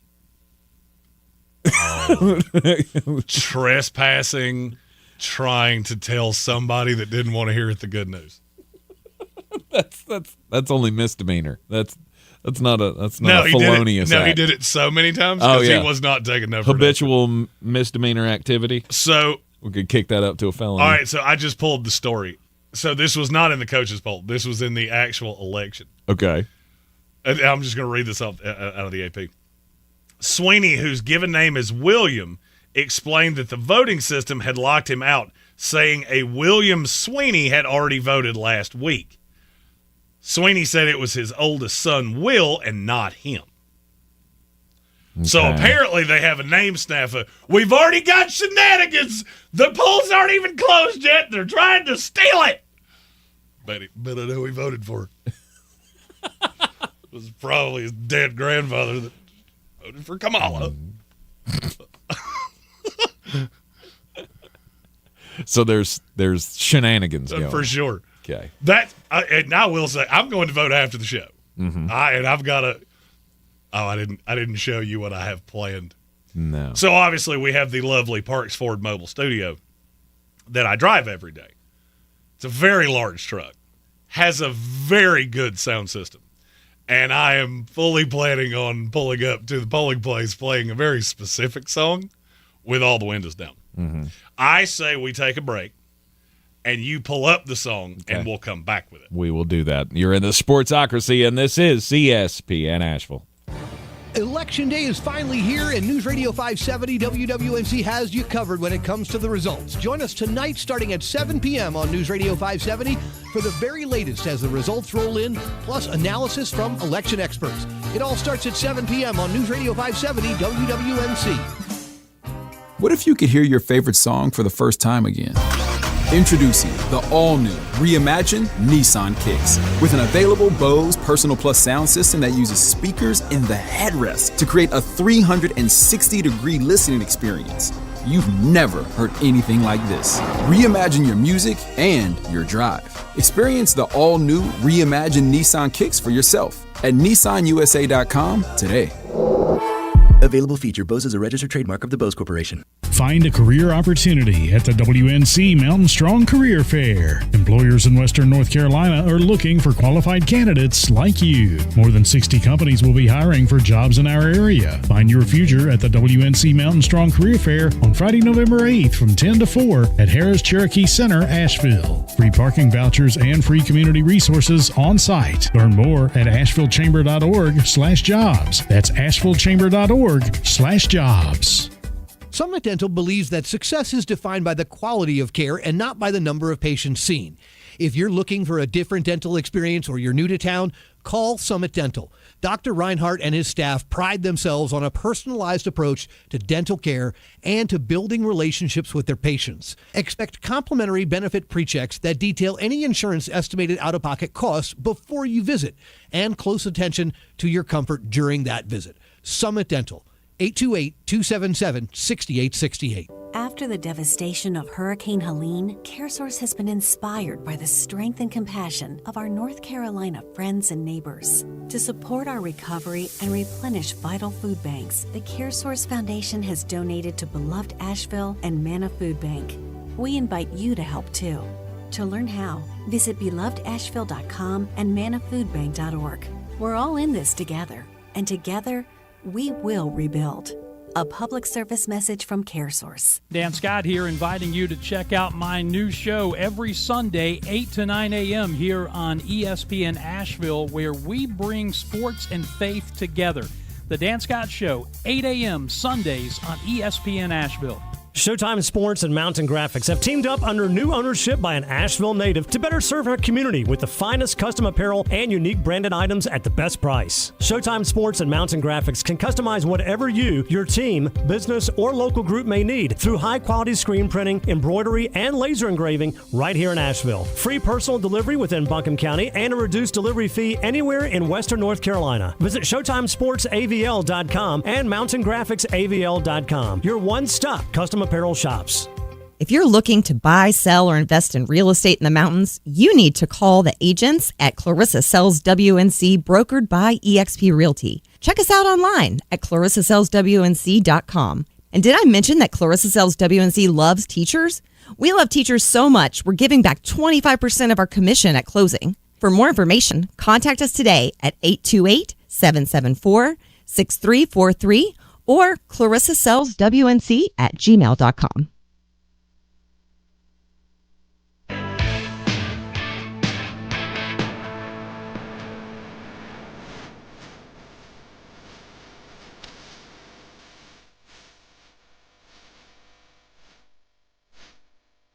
That's the stuff. That's a boating song. Uh-huh. And I may have a full garb. We'll wear the big jacket. It's going to show up loud and proud at the polls this afternoon. Let me put it this way. There will not be one soul at that polling place that doesn't go, I got it. I'll bet I know what button he pushed when he went in there. You could go the Jeremy Green way, or you can vote the Tank way, which is where you just stand in line, you don't say a damn word to nobody, just go in and do your business and leave. Well, and that's why you're you and I'm me. Precisely. I'm loud and proud, baby. If you have not done it yet, still got time. 7 o'clock tonight, the polls close in the state of North Carolina, and we will have the election coverage for you on News Radio 570 WWNC, Mark Starling and myself, and we'll have guests throughout all the night, all of the election results that you need to know. We won't have the answer on the big one tonight, more than likely, but you might, though. I feel like there's a better chance of Baker Mayfield scoring the 2-point conversion against the Kansas City Chiefs than you finding out who the president's going to be tonight. There's one great big difference. You didn't try. We're going to try. He's going to try to qualify, is what he said. Prepare to qualify. Yeah, the NFL trade deadline coming up tonight at 4, or this afternoon, this pre-evening at 4 o'clock. And then we've got the college poll coming out tonight, the first college football playoff ranking will be unveiled tonight. What's that, at 8 o'clock? Are they doing that thing where it's like a TV special every 2-3 weeks or whatever? I mean, look, it's probably, if I were a betting man, I would say it probably holds pretty close to the poll. 7 o'clock tonight. They will release the poll tonight at 7 o'clock on ESPN. Because BYU is 12th in the AP poll. They're probably going to be 12th in this poll as the highest ranking group of 5. And if they lose, do you know who it falls to then? Army. Army would be the 12 with a Boise State loss. Is that how it works? I'm looking at a projection here. So this you have to get in 5 conference champions. Yeah, so this projection, the 4 buys would be Oregon, Georgia, Miami, and BYU as the champion of the Big 12. Then your matchups, first round matchups, would follow thusly. The 5-12 matchup would be Ohio State and Alabama. Yes, please. Sign me up right now. Then you'd have Boise State as the 9 seed against Tennessee, the 8 seed. The Hoosiers against the Longhorns would be the 6-11. And then the 7-10 would be Penn State, Notre Dame. None of that sounds bad to me. I mean, other than the whole Boise State-Tennessee thing, but there again, I feel like all SEC fans would be watching that game just going, yeah, this is what we told you would happen when you match us up with a group of 5 school. I mean, I'm fine with all of it. I believe you're going to see way more carnage during this playoff than anybody ever thought. Because I don't believe there's a huge difference. All right, if you were power ranking college football right now, who's your 1? Oregon. Okay, who's your 2? Georgia, by default. I can't agree with you anymore. I can't. Your quarterback's terrible. Your defense is not as good as everybody makes it out to be. Mm-hmm. You're just very lucky that you play a god-awful schedule. Up until this point, you've beaten Texas and nobody else. And before you tell me Clemson, you mean that same team that got annihilated by the first team that they saw that had 2 4-5 receivers? Mm-hmm. Okay, yeah, that don't mean a whole lot to me. And you struggled with them for a half. I would say my 2 is probably Miami. And I would say my 3 is probably Texas. I told you that walking away from watching you 2 playing each other. I still don't believe you're better than them. Mm-hmm. I don't think they know how to win, and you do, and that is beneficial. That's a big difference, yeah. You're going to run into teams that, if Georgia played Miami right now, I don't think you can stop them. I think their quarterback is so good, and your quarterback is so bad, that you're going to run into, well, this is an issue. This is an issue. Because, see, you have speed off the field, which you shouldn't. They have speed on it. And you're going to struggle with that quite a bit. Mm-hmm. I mean, the secondary has its problems. I mean, this past week against Florida, Malachi Starks was getting cooked. There are problems with Georgia. For sure. But I don't think Miami's better than them. I don't think that they're better than Ohio State. I don't buy into Ohio State at all. I really don't. Mm-hmm. And I think that Penn State game uncovered it. The Big Ten, to me, goes directly through Oregon. One of you is going to have to beat them, and I don't think any of you can. Then it's a whole lot of different shades of gray. I'll be honest with you. Indiana's in my top 5. Wow. Okay. I've watched them way more than I should. They don't just beat you. They hurt your feelings. Mm-hmm. And I know I'm not the margin of victory guy. But do they beat anybody good? That's the problem. The best teams that they faced are Nebraska and who? Maryland? Well, Nebraska, who they beat, what, 56 Oh, sure. I mean, to I'm not trying to take anything away from them. I mean, you have destroyed everybody you've played. Congratulations. But it does have that old school, hollow, this is the crappy Big Ten 10-0. Like, this is the same argument that we used to make years ago for Ohio State. Oh, they're number 1 in a conference that's not all that great. So, I mean, honestly, who has more than one good win? Oregon has 2 because they beat Boise State in a game that now doesn't look as bad as it did. Mm-hmm. That looked bad originally. The Boise State played right with you. We thought they were going to be good. I don't necessarily think we thought they were going to be this good. Right. But they have that and Ohio State. And you beat the smoke off an Illinois team that was grossly overrated. What does anybody else have? Mm-hmm. I mean, Georgia beat Texas. And then? And then what? You beat a top 5 team. That's pretty good. You lost to Alabama. Mm-hmm. That's the only Other than that, you haven't done anything. Now, a couple weeks from now, when you've played Ole Miss and Tennessee, now we can talk. Right. But, I mean, I guess that's where my problem falls, is that this is one of those years where nobody's really playing each other. How many weeks have we said, this slate is atrocious? And so you get to this point where it's a beauty pageant, and we haven't really gotten to the talent yet. No, because we've had 12 pretty girls walk out here. Yeah. What do you want me to do? Say which one's prettier than the last? Because I haven't even heard one of them talk yet. Yeah. And you got 2 9-0 teams in college football right now that, I mean, again, where's your big win? Miami against Louisville, and then Indiana against, I guess, Washington? Those are the best wins that those 9-0 teams have? Probably. So it's hard for me to say that either of those teams is anywhere close to being as good as a team that I've already seen beat a top 5 team. Yeah, and then struggle with a bottom 5 team. Sure. And actually struggle with some of the worst teams in your conference. Mm-hmm.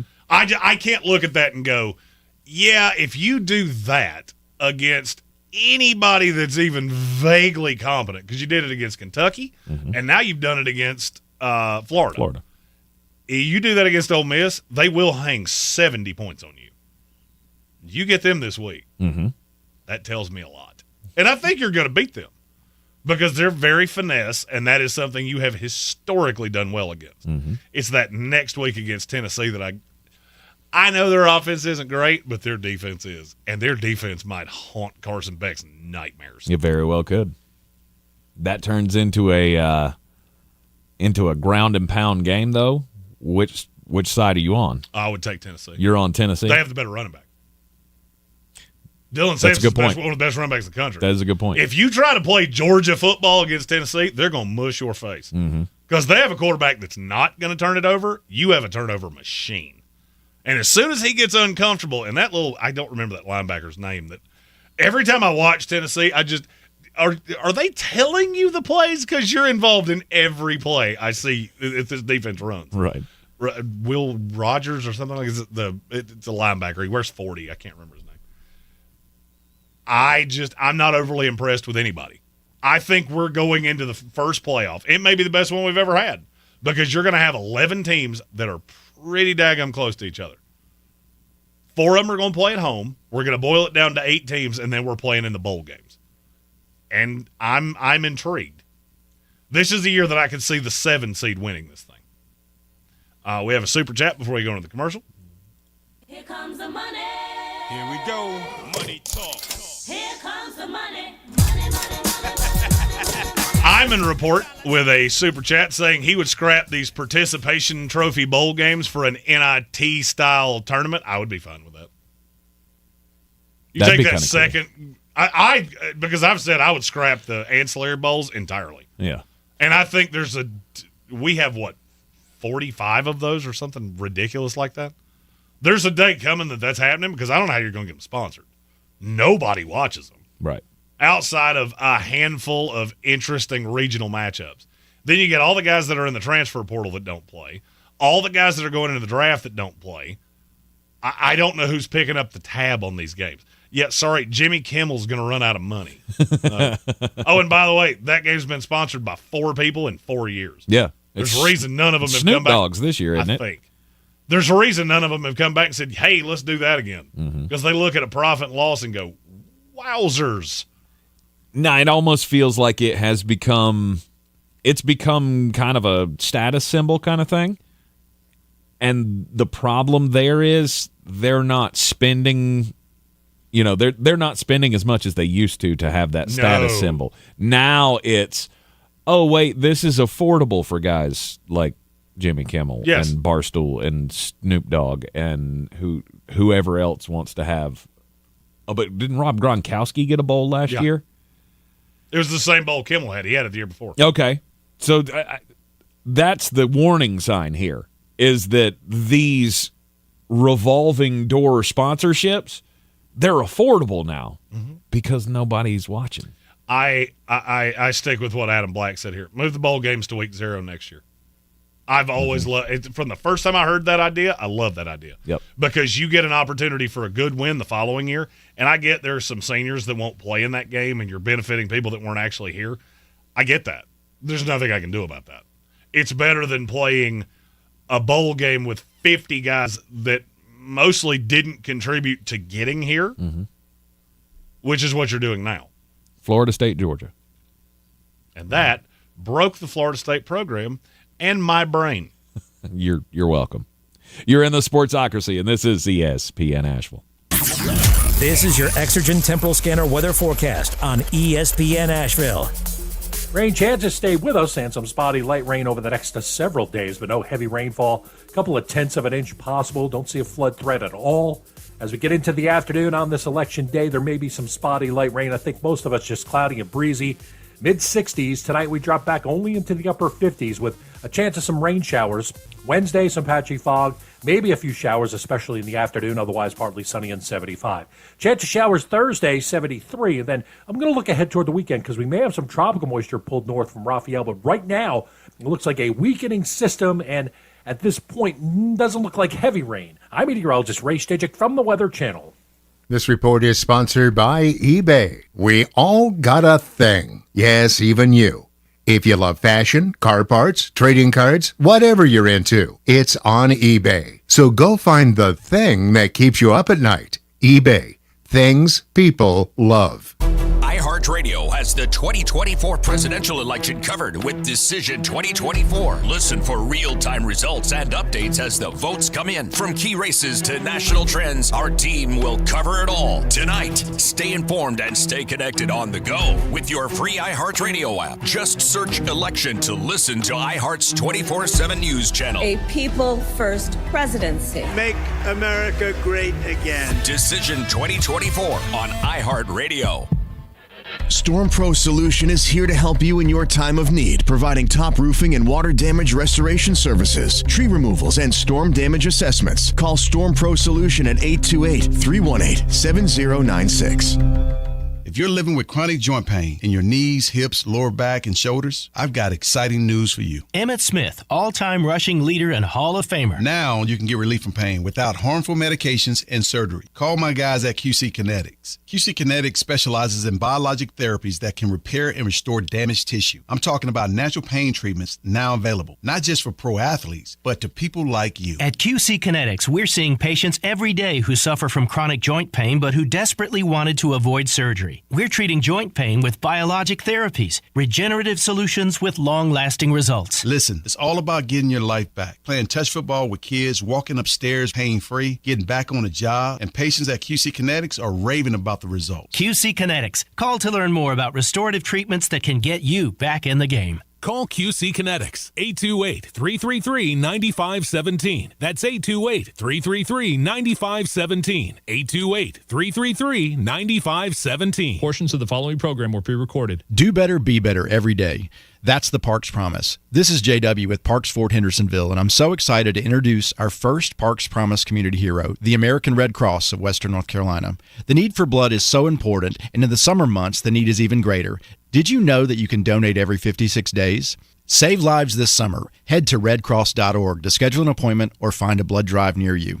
Congratulations to the American Red Cross, our Parks Promise community hero. This is where it starts, where your story begins. This is the trail you blaze yourself. And step by step, you get stronger, faster, better. This is where it starts. How will you finish? Ingalls, we're with you every step of the way. This week in the Buncombe County Game of the Week, we're going to decide the MAC Conference title as Reynolds is at Irwin. Both teams are undefeated in conference play. This is going to be a great matchup. Bojangles' Countdown to Kickoff show starts at 6:30 with the kick at 7. On ESPN 1400 and TuscolaRadio.com, it's the Battle of Haywood County, Tuscola at Pisgah. Chris Kelly and the guys will have the Mountaineer Countdown to Kickoff show starting at 6:30 with a kick at 7:30. The best high school football coverage is on News Radio 570, WWNC, and ESPN Asheville. We are back in the Sportsocracy on ESPN Asheville, and it's time for the most important message of the day, Jeremy Green. Don't do crimes! And let's see what kind of crimes have been committed today. Oh, let's see. Well, this was not committed today, but it is crimes. Look, I talked earlier about, Jason Kelce and his whole, little outburst and things. And look, two wrongs don't make a right, right? And Mama taught you that a long time ago. You learned it in grade school. Somewhere down the line, somebody tried to teach you. Two wrongs don't make a right. However, there is also a saying that karma is a B word. And I feel like this falls into that category. So this story comes to us where a vigilante who rented a neon green Cybertruck on the car-sharing app Turo. Do you do Turo? Have you heard of Turo? I have T-U-R-O. Apparently, it's a car-sharing app where you can, hey, I need a car, and they'll give you a car. I did that. It sounds like a UK thing. I did that in the very beginning. There was I can't even remember the name of the app now, but literally I could just say, hey, I want a blank, and they would deliver me a blank. And I could drive a blank for a month, 3 months, whatever the case may be, as long as I stayed within some mileage parameters. And I paid like $400-something a month and got to drive all these cool cars. That's cool. Yeah, the only problem is what I didn't know is that I was being charged on the backside for all the incidentals. I got a bill one day that was significant. Did we not have spaced this out? Wow. I didn't know things like that existed. Yep. Interesting. So anyway, this guy gets a neon green Cybertruck on this car-sharing app, and, well, he used it in a very vigilante-type way, and not any way according to the owner's manual, I'm sure. So it all got shared out by this guy named Stephen Phelps on his Facebook page, where the guy catches a porch pirate in the act and then proceeds to use said vehicle to subdue the suspect without getting too graphic. I'm just going to say, I don't care. It shouldn't matter. Two wrongs don't make a right. Vigilante justice cannot stand. Although this might be the most useful purpose of a Cybertruck I've ever seen. It sounds like Batman. That is. Well, the Cybertruck is Elon Musk's poor attempt at a Batmobile. It's a really ugly attempt. It's terrible. It's terrible. I see those things and go, that is a crime against my eyeballs. Mm-hmm. And then you watch those videos of them like trying to off-road with a Cybertruck, and it goes through the puddle and just like starts fritzing out and sparking and stuff. If you're going to call something a truck, you should probably make sure that it does truck stuff, right? You should be able to haul stuff in a truck. There's zero room to haul anything in a Cybertruck. Truck should be able to go off-road, I don't know, through a mud puddle that's 2 inches deep. I don't think I've seen it be able to do that yet. But you definitely should not use your Cybertruck to run down pedestrians. For sure. Or thieves. My crime story is very basic. Did you happen to catch any of Doug Gottlieb's debut last night? Dear Lord, no. As a head coach for Green Bay against his alma mater, Oklahoma State. Oh, I bet it didn't go well. It did for a while. It was very close. Okay. The only problem is that I believe we need to get Dougie Doug a endorsement deal with an antiperspirant. Oh, dear. Holy Lord. Did he sweat through in the first half? Oh, yeah. He had to have a shirt change at halftime? Oh, boy. Oh, boy. He looked like Diddy in church. I got to confess to all of this, and I am sweating bullets. He was soaked by halftime. Don't do that. I'm not a sweaty person. I'm not either. I mean, my head sweats a lot, but the rest of me doesn't. I'm not a sweaty person. I've never been the, holy Lord, you should Get a towel. You got to see just how much of a sweater I am at the Georgia Clemson game, because it was 9 billion degrees in that gravel parking lot outside of Mercedes-Benz Dome. It was pretty toasty, and that was a lot of sweat. And then when I started looking like Billy Bob from Varsity Blues, Jeremy looked at me and went, "Are you okay? Are you going to make it? Are you going to die?" Because I really don't have to carry you. That was one of those. It was just so hot outside, you just had to find something wet to lay on your head. Like I was taking just ice cubes and rubbing it on my head because it was so dang hot. We have another trade in the NFL. Who's gonna break the news? Oh, you didn't want that one? Who's gonna break the news? That's not the NFL trade deadline spectacular horn. There it is.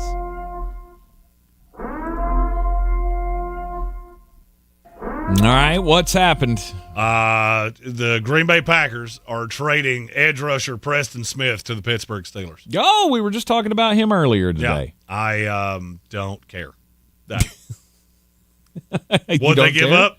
I don't know. They probably sent them a couple chopped cheeses. I don't know. Preston's not worth anything anymore? Not really. I saw somebody in the chat said, I forgot he was in the league. I'm not going to lie to you. I did too. I did too. I did not know that he was still with the Green Bay Packers. He's played roughly 300 snaps this year. I mean, he's fine. I don't know what exactly you think you're getting out of him. I mean, he's a situational pass rusher that comes in and adds you a little pop on third down. He won't even be a situational pass rusher. He will be the guy that plays on early downs for Alex Highsmith. Okay. He's better against the run at this point than he is a pass rusher. So, I mean, that one does absolutely nothing. So far, that is the most inconsequential deal of the trade deadline, and that's saying a lot. Really? I mean, even though he's going to a contending team. I would say Jonathan Mingo to the Dallas Cowboys probably be the most inconsequential, at least for this year. Well, now, if we're talking about for this year, then okay, I'll agree with you. Okay. But Jonathan Mingo is actually consequential in the next down the line. couple of years. Sure, yeah. I mean, he could be a solid second option. I genuinely don't know that there is another name in the NFL that could have gotten traded today that I would have more gone, okay, than Preston Smith. By the way, Lance. Steelers are sending a conditional 7th-round pick to the Green Bay Packers. Mm-hmm. Okay. The condition is he has to play more than 100 snaps, and they're giggling in the background. Not gonna play him. Not gonna play him that much. We'll bring him in 4 times a game. We'll never have to pay off on that pick. That means less than nothing to me. I really hope that's not the last trade horn we get to do today. I'm gonna say maybe. You never know. You never know where that's going to be. So apparently, here's an update from Stephen Holder that says there have been multiple inquiries in recent days about the availability of Anthony Richardson. The Indianapolis Colts are telling everybody no, he is off limits. I have but one question. For why is he off limits? Because he should not be. Well, he's off limits because nobody wants to give you compensation, right? Okay. That you would consider for a guy that you took in the first round 2 years ago. So if I had a headache and we could go out in the field here at Radio Ranch and play Rochambeau, and I could convey that headache to you, I wouldn't really care what you gave to me to take my headache away. I don't need you to say, just it's yours now. It's whatever it is. Give me a 6. Anthony Richardson at this point is worth a 5. I mean, the guy's completing 40% of his passes. Yeah. Would you like to hear the list of first-round quarterbacks that have ever been worse than that in the modern era? Would you like to hear it again? He's been worse than Jamarcus Russell and Khalil Smith. I don't know what you want. Of course, teams have inquired. Teams inquired about Bryce Young, too. Mm-hmm. And that guy was never getting traded either. No, I mean, you're I hate to go full Talladega Nights here, but you're stuck in your dirty pee pants, and nobody else is going to take them off and wear them for you. No. You peed in your pants, and you will wear them. Indianapolis Colts. Because how stupid do you look if you trade away a first-round draft pick for a 6? Because that's about... Well, you just give up that. Right. I mean, but to me, that's not beneficial to anybody. I don't know why anybody would be calling about him. I'm not shocked that they are. Mm-hmm. But he is terrible. Genuinely, almost hard to understand how bad he actually is. But wouldn't the Raiders be better if they had Anthony Richardson? No. Oh, my God. You want to talk about a tire fire? But we haven't talked. I'm so glad you said that because we haven't talked about this yet. Yeah. We finally know who is going to be running the offense for the Las Vegas Raiders. Have you seen it yet? I have seen it. Norv Turner. Oh, boy. So going down that whole path of I didn't even know he was still in the league thing. Well, he wasn't. I wasn't even real sure that Norv Turner was still alive, honestly. Like, I mean, that's how far out of my brain Norv Turner is. It's not trying to take a shot. The guy was really good at his job for a really long time in the NFL. But he was a good offensive mind back in the late 90s, early 2000s. I mean, all the way up till 2012? All right, let's play a game. Norv Turner has been in the NFL since 1991. Okay. He has not missed a year of being employed in the NFL until 2019. Okay. He has finished in the top 5 of offense how many times? 5. And you want to go points or yards? It really doesn't matter. No, it doesn't matter. All right, we'll go yards. He was first in 92 with the Cowboys team that won a Super Bowl. He was second in 93 with a Cowboys team that won a Super Bowl. Mm-hmm. Outside of that, he had 1 year where in 2010 with San Diego, they had the best offense in the league. Other than that, he's gone 13th. I want to make sure I do these in order. 13th, 27th, 18th, 23rd, 13th, 19th, 11th. 19th, 29th, 24th, 27th, 19th, 21st, 12th. 25th, 15th, 24th, 21st, 18th, 12th, 23rd. There's a whole lot of more. There are a lot of in the 20s. Yeah. He was never good at his job. There was a whole lot more 20s than I He was good with the Cowboys. The Roadrunner could have coordinated that offense, and it would have been good. Norv Turner has been the most here coordinator in NFL history. He physically was in the room coordinating offenses. The problem is most of them were god-awful. When I saw that story earlier, I went, I didn't think you could get worse. But bringing in a cold Norv Turner to work with an offense, and in the meantime promoting his son who inherited his god-awfulness from him. They may not look a lot alike, but they stupid alike. And that's what the Raiders went, that's what we need. Mm-hmm. Okay. Chan Gailey busy? Marty Mornweg not answer your calls? Good Lord. Marty Morningweg. Yeah, and look, the Jets will give you Nathaniel Hackett right now. He's yours. You have it. He's on the plane. You need an offensive coordinator? Already made the sell. He's your problem now. Give me a pack of Skittles, and I'll... I don't even need that. I'll give you a pack of Skittles to take him. We'll even pay his airfare. His office smells like Funyuns. We need him out of here. We need that room for storage. We don't have anywhere to put footballs right now. Yeah, Norv Turner back in the NFL with the Las Vegas Raiders. Why don't you just blow it up? Just all of it. I just wish they would do something funny. Like, all right, if you're bringing in Norv Turner, it's very obvious that you were pretty much tapped on this season. Call I'm trying to think of the most random person I can think of here.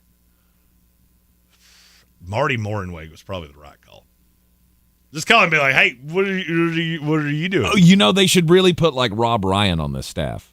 Oh, wait, he already is. Oh, shoot. They should have called Rex Ryan. They're like, hey, look, we know you're a defensive guy. Right, he wants jobs again, I think. Only the Jets job. Oh, that's the only job he wants? I did see that after Rob Sala got fired. And he was like, I'll take the job. Nah, nobody asked you. I'm such a battered Jets fan that for about 3 minutes I went, would it be the worst thing that we ever did? Jeremy just wants to get back to being, a little exotic. I never stopped being one of those. You can deduce which one. Okay, it looks like. I didn't get a picture of my wife tattooed in a Mark Sanchez jersey on my shoulder or anything. Mm-hmm. I don't think we're going to get another trade before the end of the program here, as we only have a few more seconds left, but we'll play the sound anyway. I wanted just one more good one. I didn't want to end on Preston Smith. Gross. It is the Sportsocracy on ESPN Asheville, 92.9 FM, 880 AM, and 1400. Back with you tomorrow for a special Power Rankings Wednesday. Power Rankings Wednesday. Then we're off Thursday, back for Football Friday. Indeed. We will see you then right here on ESPN Asheville, back live in the Ingalls studio. Election Day is finally here, and News Radio 570 WWNC has you covered when it comes to the results. Join us tonight starting at 7 p.m. on News Radio 570 for the very latest as the results roll in, plus analysis from election experts. It all starts at 7 p.m. on News Radio 570 WWNC. Asheville Smiles has been featured in national publications like Good Housekeeping and Woman's Day. And check out this 5-star Google review. My dental experience was wonderful. I cannot say enough about Dr. Merrill and her amazing team at Asheville Smiles Cosmetic and Family Dentistry. Dr. Merrill took time to explain everything. She made me feel relaxed and confident that I was in good hands. I apologize for those tears at your office. Those were tears of joy. Thank you all so much, and thank you, Dr. Merrill, for the hope to get my smile back. Check out Asheville Smiles online at AshevilleSmiles.com. The Salvation Army of Asheville is calling on you to spread love beyond Christmas this holiday season. Your help and kindness is needed now more than ever. By volunteering to ring bells at a store near you, you help to provide food, shelter, and hope to at-risk families in our community, and not just during the holidays, but all year long. It's easy to volunteer. Just head to registertoring.com and sign up today. That's registertoring.com. Let's spread love beyond Christmas, one ring at a time. My son loves to fly kites, but my active psoriatic arthritis can sometimes hold me back. Now with Skyrizi to treat my skin and joints, I'm ready to go. Skyrizi, risankizumab Riza, a prescription-only 150 milligram injection for adults, helps with less joint pain, stiffness, swelling, and fatigue. For those who also have plaque psoriasis, 90% clearer skin is possible with just 4 doses a year after 2 starter doses. Don't use if allergic to Skyrizi. Serious allergic reactions and an increased risk of infections or a lower ability to fight them may occur. Before treatment, your doctor should check for infection and tuberculosis. Tell your doctor if you have an infection or symptoms such as fever, sweats, chills, muscle aches, or cough, or if you plan to or recently received a vaccine. With Skyrizi, there's nothing like clearer skin and better movement, and that means everything. Ask your doctor about Skyrizi today and visit skyrizi.com or call 1-866-SKY-RIZZI to learn more.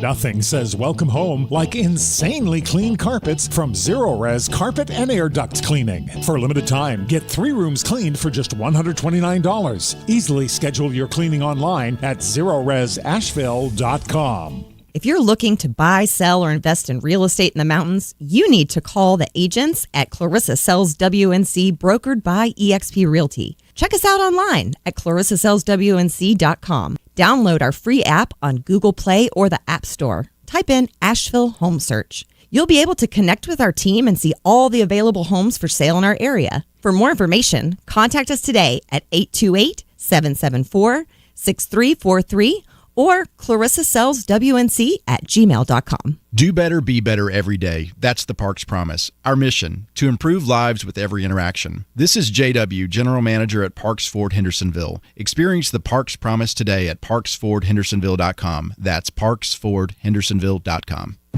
At Ingles, whether we're celebrating Friday night rivals, televising college basketball games, bringing the Fan Fest to semi-pro soccer, or taking you out to the ball game at your minor league park, it's all in the bag.